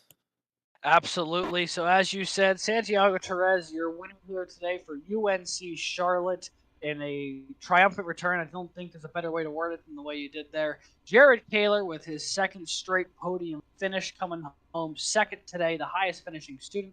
Zach DeWale, his championship competitor from last season, rounding out the podium, coming home third for St. Clair College. Our Muhammad Alif out of Ball State will bring it home in fourth place today. And fifth place, rounding out your top five, is Garrett Paton out of Arizona State, who went on that massive charge from 26th to second right before the green-white checkered. Connor Levy, his teammate out of Arizona State, comes home sixth. A great 1-2 effort there for Arizona State. Good team points day for them. Esteban Munoz out of FIU, charging from 32nd to 7th over the course of the race today, will bring it home in the top 10. Brandon Schulenberger for Wingate University brings it home 8th. Clint Holterman had a pretty quiet one today, but he'll pull home a nice 9th place finish for his third straight 10, I believe. Oh, no, sorry, wrong. I was thinking Jacob Wing. Wrong UNC Charlotte. There's a lot of them out here in the field. Clint Halterman, though, his first top 10 of the season. Good results for him. And the Daytona 250 winner, Jason Wallet, will hold on to a top 10 finish for Drexel University, and that'll round out the top 10. Matthew Burton out of East Tennessee State goes from starting in the mid-30s to bringing it home 11th. Jeff Pete out of Minnesota Twin Cities, the second highest finishing alumni tonight, finished 12th. Zachary Self, the number 77 car out of Minnesota State Mankato, will bring it home 13th. Brett Crane for Ball State, the number 6 car, brings it home 14th. Colin Culpa in the 006 had quite the adventurous evening. He'll bring it home with a top 15, coming home 15th for the University of Indiana. Andrew Stieg, in his second ever start, will bring it home 16th for Ball State. His only other start came last year at Auto Club, so a nice little return for him as well to bring it back inside the top 20. Alexander Hogarth for St. Clair College will bring it home 17th. Cody Fenenhauer, in his return and debut for the season, will bring it home 18th for VCU. Tim Robb out of American University duked it out up front, but wasn't able to pull it home at the end. Will come home 19th. And Ethan Head for the University of Tennessee Knoxville brings it home in 20th. Looking at the bottom half of the field tonight, Matthew Nordberg, after running in the top 10 all day, doesn't quite finish the job and will bring it home 21st for NC State. Dylan Godinez for the another Penn Tech machine, will finish 22nd. Jacob Wiest with a quiet day, but still a good finish, 23rd for UNC Charlotte. Jake Cummings, after a late race gamble, didn't quite bet how he should have and finishes 24th for Wingate. Colin Rohr in the 019 finishes 25th. Nick Stockner, another up and down day for this driver, will finish 26th in the 124 for Clemson University. Timothy Wilms, 27th for Drexel. Ricky Paz, 28th for Valparaiso. Two Penn Tech cars bring it home 29th and 30th. Austin DeLong and Michael Sidor. Matt Stowecki for James Madison University will finish 31st. Andrew McCall, 32nd for Purdue. Athena LeClaire, I believe your first car that's wrong. Ricky Paz is your first car one lap down. That changed. Yeah, a little bit of shuffling there. Yeah, just a little bit. Athena LeClaire finishes 2 laps down for St. Clair College. Andrew Burrell, after getting caught in some incidents, will finish 3 laps down for Clemson in 34th. Edwin Onofre, after that horrendous net code, brought it back to 35th, only 7 laps down for North Texas. Spencer Brown, UNC Charlotte, 36th. Andrew Williams got caught up in some pretty big wrecks and had to retire the car. He'll finish 47 laps down in 37th, along with Jeremy Miller, and also caught in some incidents. He will finish 49 laps down for Purdue in 38th. And rounding out our field, Alexander Light from Duquesne in the 611 and Daniel Hunter for St. Clair in the 49. Well, Alex, that was, I think, our most entertaining race of the season so far. And if it's any indication of what to expect later on, I think we're in for a real treat. Yeah, I mean, we've had 3 very different races so far this season, I feel like. I mean, Daytona, your classic restrictor plate type event with how tight everything is there. Auto Club last week was a very restart-heavy sort of event. A lot of restart, group up, try again. This one, a good balance of both strategy and restart. And 3 different winners so far to start the season. 2 of them alumni, 1 of them on the student side. And the 2 alumni winners have not run the full season yet. There is a couple of drop weeks, I'm pretty sure. Am I right? I believe for the purposes of the playoffs, there's 1 drop week during the regular season, and that is it.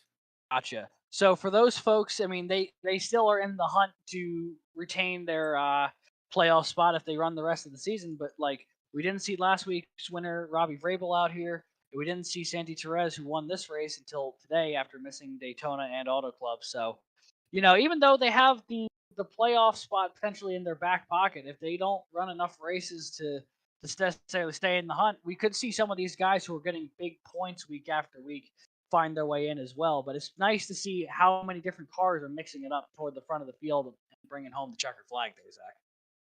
And these first 10 rounds of the College Cup Series season is the regular season, and I would love nothing more than to see 10 different winners make their way into the last 10.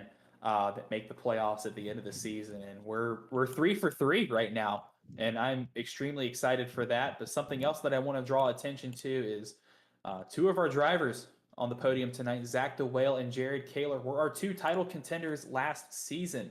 So I think that rivalry may have been reignited tonight. You heard Jared Kaler happy with his second place finish and his student class win, bringing home those big points for UNC Charlotte, but also Zach DeWale with, he says, a huge momentum boost for himself and St. Clair College moving in to round 4. So we may have some people throw their hats in the fight for the title here, but I think we may have some old rivalries reignited yet. Absolutely. There's still plenty to contend for. And not to count out the fact that, a bit of a quieter evening today, but Jason Wallet, who won Daytona, 3 top 10s already so far this year. The win at Daytona, 6th last week at Auto Club, and then a 10th place here today. A very quiet third contender in that title fight as well with Taylor and DeWale. Plenty of action, plenty of movers, and plenty of people who could stake their claim as CIL Cup Series championship before it's all said and done, and we still have a number of races left, including next week at Richmond.